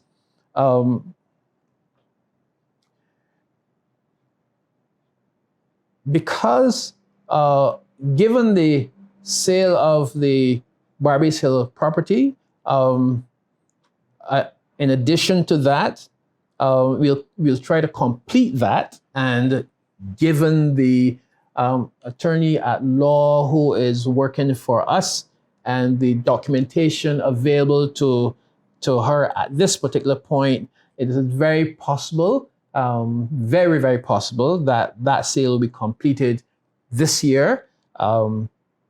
I don't want to tell us, she's already tell us when she thinks it can happen, but this year we are projecting for that to happen. Now,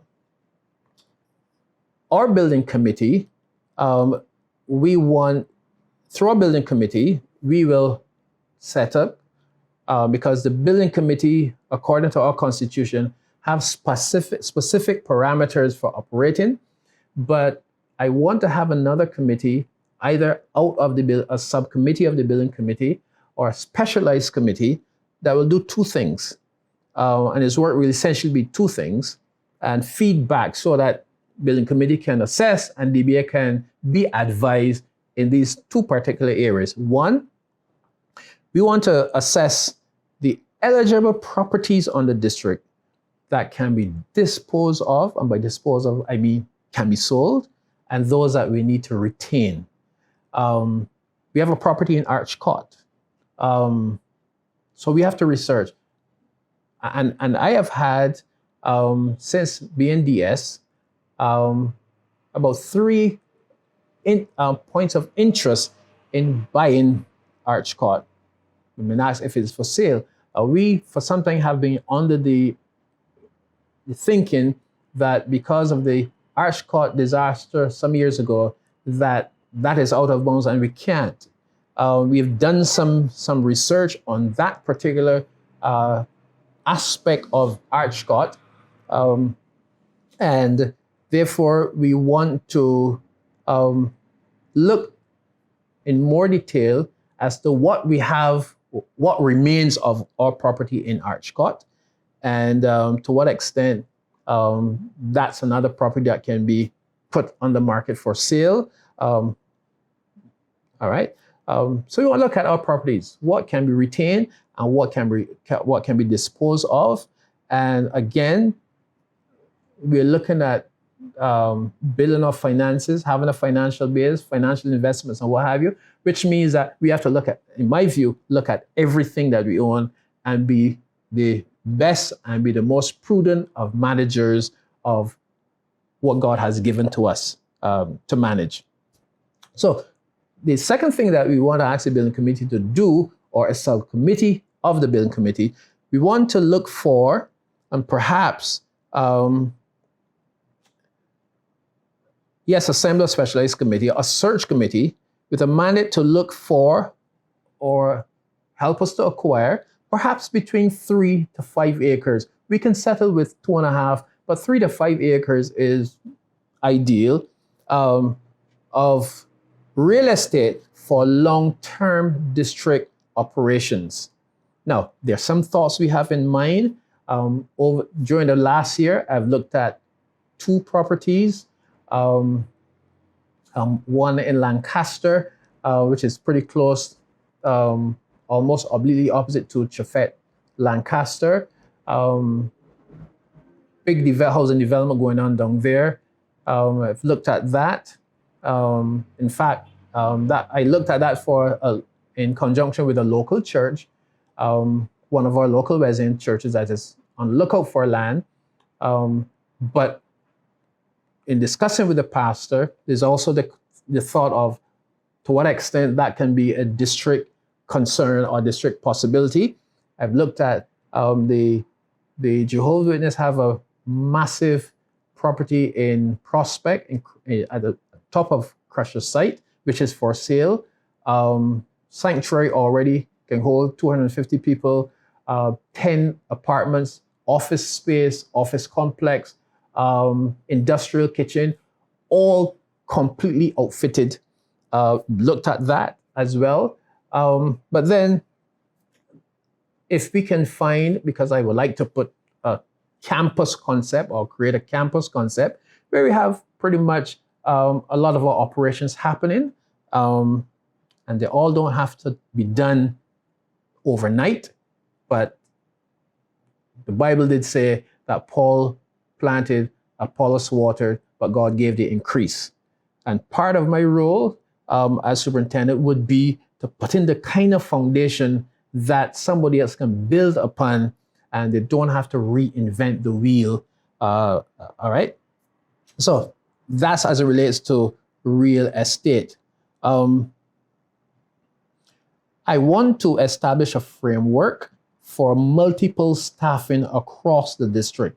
Now, our discipline permits multiple staffing, but it's not a norm across our churches. In fact, we only look at larger churches and consider them for multiple staffing. And even then, it is the incumbent pastor that will determine how fast that can happen.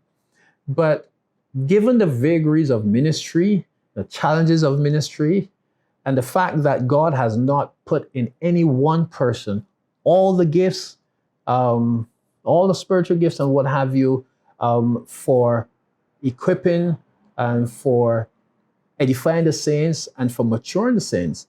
It therefore means that there must be and there should be and that there can be space for multi-gifted persons to serve in a local church or to serve alongside a lead pastor who can aid in the development of local churches and principally the advancement of members of the body of Christ. And perhaps the lament that we still have to deal with what our members believe. Do they know what they believe? How quickly are they maturing? The dearth of, or the absence of that flow of persons into the ministry and so on.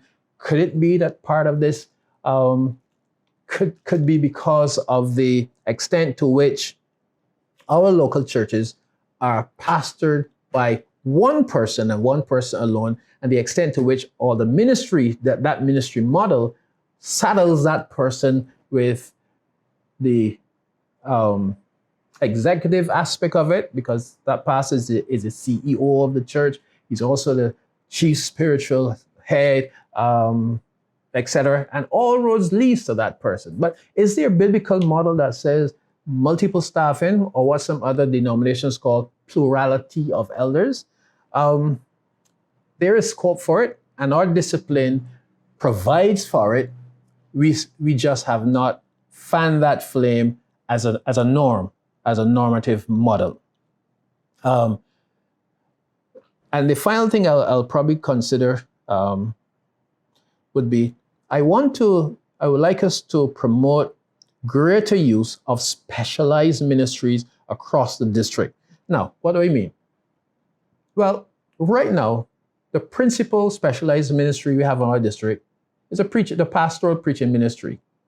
We have persons who might go from one church to church and preach.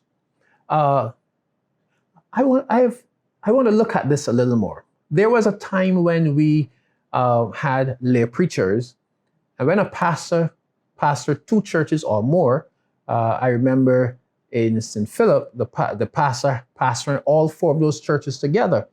I pastored two churches when I first started a pastor, but there was a time when the district would send out local preachers. It would train local preachers and deploy those local preachers every Sunday where there was a need. So the local churches would identify where the need is, and district took responsibility for that. Well, over time, most of our churches have been staffed, and local churches take care of their own preaching and ministry needs and so on.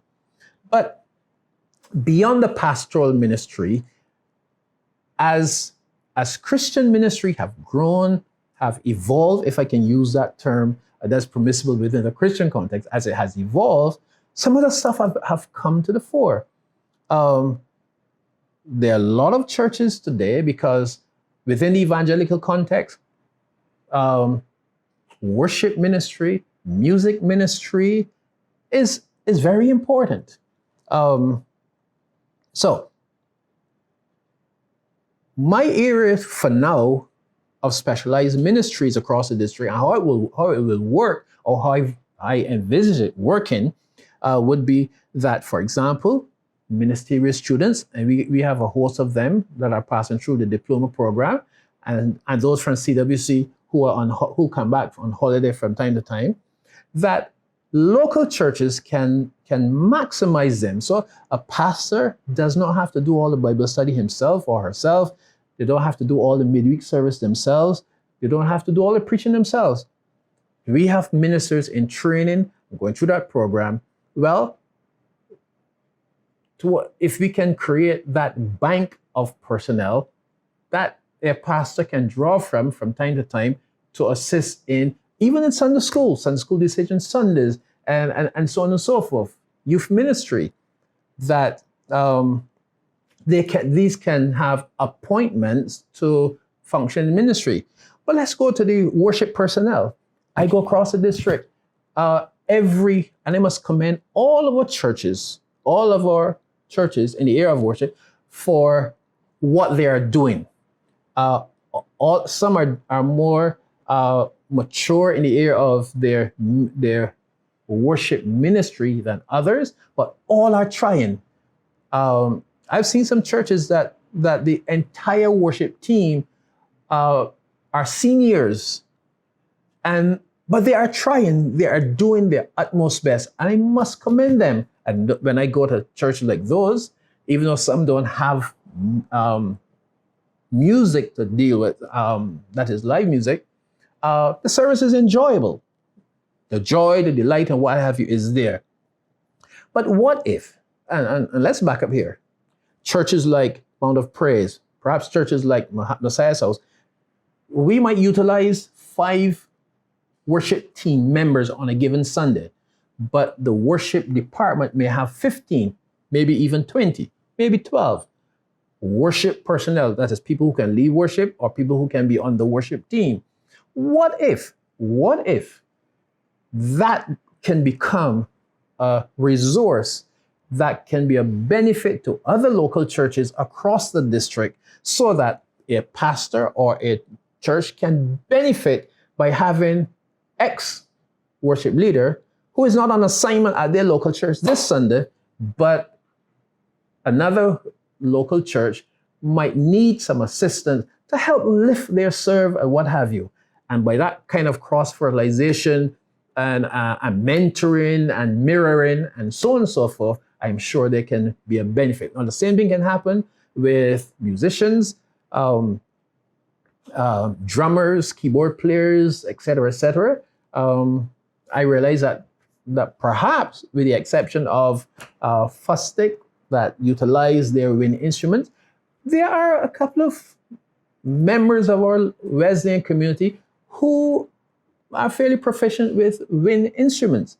But I am not sure, and I speak subject correction, I'm not sure, but based on what I've seen, many of them are not utilized. I don't like that word because it seems though somebody isn't using them, but I've not seen that coming forward to be serviced within the local church's music arm and so on. But if we can, for example, there are some churches that may have 2 drummers. There's some churches that may have 3 keyboard players. But on a given Sunday, only 1 plays. The other 2 is they are in the station in the congregation. What if we can, because remember we talked earlier about belonging. We are part of the same family. What if we can help one another? I want to fan that and explore that particular model so that we can have some cross-fertilization. And I give you this, at Mount of Praise, we've been challenged with the fact that we've had 1 keyboard player. And he was keyboard player for the time he was age 14. That's my son, age 14. He is now past mid-20s, and he's still the principal keyboard player. Now, he's also a trained and professional drummer. But over time, our worship team have evolved. Some have said, we've been here for X years, what have you. We like to take a break and so on. But in order to keep our worship ministry, because that's critical, high-end, and function at a certain level, it means that we look for and take responsibility to look for who are those out there that are doing what we're doing, have the same passion and focus, and to what extent on a given Sunday we can ask X or Y. So sometimes we have special singing. I should have used that as well. Special singing or special ministry. All the special ministry doesn't have to come from the particular local church from which the members are, but to keep a certain level, we could invite, or you could invite somebody else from across the district to minister, just like how we would invite ex-pastor to come to preach for this Youth Sunday or that 4th Sunday. To what extent we can do the same thing for some person who will come in and do special ministry. I want to fan that flame over the next 12 months or so. to see if we can develop that as a model and see to what extent it can become something that is practiced regularly. Now, we're in an era of digital media, virtual media, and so on. Now, I've been challenged in this particular area to, and I talk about having to reinvent myself. Now, I preach on radio for about 12 years. I enjoy that and so on. But this is the era of video and Zoom and WebEx and you name them. But there is a need to communicate, and the communication via video recording, I think that's how I describe it, seem to take a little higher precedent and more precedent than simply a voice, all right? So here's what I want to do within our Wesleyan community over the next 12 months. I want to present, perhaps every Monday morning, a 2-minute video challenge. I call it video challenge because it is virtual. 2-minute video challenge to our community. So as DS, every Monday morning, see DS face with a challenge to all of us across the district. And the challenge could be a variety of things. To be strong, even though times are tough. It could be X or Y. It could be hold the fort. It could be strengthen your commitment to the Lord. With a variety of things. But just 2 minutes. And 2 minutes is a lot of video time, but that's the concept. I have been in touch with Starcom and Mr. Calendar for quite some time to get back on the radio, but not to do 30-minute program because Starcom isn't facilitating that kind of program like how it did with Starcom Gospel. And what Mr. Calendar said, if you can give me, and I want prime time, I would like something between maybe 7:30 and 9 o'clock. I'm not looking for something at 8 o'clock in the night. Something at prime time. Mr. Calendar said to me, number one, that is expensive. But number two, if you can give me something that's about a minute, some statement, some punching line that's maximum is about a minute, even 45 minutes, we can work with you. You understand? But something that bears some relevance and significance to where people are, to the whole fact that, hey, people need something to hold on to and to believe. There used to be one, I hope I got it right. There was this one-liner where this voice would say, God is too smart to put all of his, let's call it gifts and what have you, into one single person. And I thought that was punching because today, after 10 years, I'm still remembering it. But it is a one-line statement that makes you think, all right? We want to do some of that. Not principally amongst the Wesleyan community, but in the wider community. I want to put some of that on VOB, on Starcom, because it's an attempt to reach, just put a statement that makes people think and reflect. And maybe ask, who said that? Which group said that? Who is responsible for that? Let's seek them out. It's part of our trust forward. Now, the work that we did during the year could not have been without several people. And we've tried our best by the grace of God to identify all those persons whom we thought shared and blessed us and enabled us to accomplish all that we have accomplished. All that is written in the report. But I want to thank, and I always say this, for all the time I've been in ministry, thank my wife Omita and my children who give me space to function and space to serve the Lord and to serve his church. So I also want to give thanks to Reverend Paris, ADS Paris, first-time Assistant Superintendent. but he's done exceptionally well.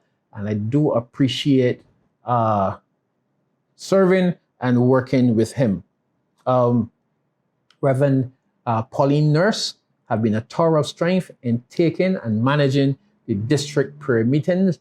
And we're now virtual prayer meetings district-wise. The attendance have, simply exploded. And we thank God for her in managing that with her team of supporters. While Reverend Lawton Moore and Reverend Beverly Lashley, while their passing occurred outside of the period of our reporting, we nonetheless feel a sense of duty to express appreciation for the work that they have done on our district. Reverend Beverly Lashley have given yeoman service to this district, from a child, from a tender person until her passing. Reverend Moore, with his service and work, first of all at Unity, but then for the last 25 years at Warburn Wesleyan. We take this opportunity to express our condolences to both families, and we thank you for sharing these two ministers with the Barbados district, because we have been the better for their services. To all the pastoral staff who've stuck with the work, tough moments. COVID came to some of your abodes, some of your children and family persons. Some of us had to be in quarantine because of it, but we gave leadership, and because of your leadership, the church continued and so on. We give you thanks and praise, not only for you, but for also your spouses and those persons who met us and gave incisive questions, assured us of your prayers, and you gave us suggestions, and you asked us, well, when is the district going to do that? Can we consider X or Y? We want to let you know we appreciate those timely suggestions and so on. Christian Ed Director, Christian Ed Board Chairman, Ms. Claire Millington, we're going to miss your work on that board. We appreciate the service and the time you have given, and persons like you are not easy to replace, but we thank God for your service. The Christian Ed Board of Review, led by Dr. Benita Thompson, you continue to provide oversight for the Diploma in Christian Ministries program, and we thank God for your service. Dr. Alden Charles will not be returning on the board. You've given me a year's notice, and I want to say to you and your wife, Sister Joyce, thank you for the support that you've together as a team given to the district. Thank you. May God continue to bless you. May God continue to assist you as you move forward and you serve Him in areas that health and that your gifts permit at this time of your lives. But of course, you're all aware that I pastor a local church while being superintendent, and to be able to do that with a kind degree of flexibility that I'm able to do that requires somebody who is dedicated and somebody who serves not only the church, but serves you well as a leader. And I want to single out Reverend Quimby, who have given exceptional assistance to Mount of Praise, so that even while I'm pastor of, while I'm district superintendent, the ministry at Mount of Praise have not lacked and suffered in any way significantly. And so we want to give God praise for Reverend Quimby as an able assistant pastor. There's a youngster from Ellerton called Wingrove Phillips. Whenever we ask him to do stuff on behalf of the district, he willingly does it, doesn't charge us but he serves us well, and the spirit of service is exceedingly commendable. Thank you very much, sir, for giving to us and for your suggestions and for your expertise in sharing it with us. And to our office staff, maintenance personnel, despite a reduced work week, you've continued to serve our district and serve faithfully, and we give God thanks for you. Submitted, Reverend Hinds. Everything else that I didn't say, if you look at my report and the conference document, you will find something of reference there. May God bless you. God enrich you. God prosper your way. God bless our district, Wesleyan Holiness Church.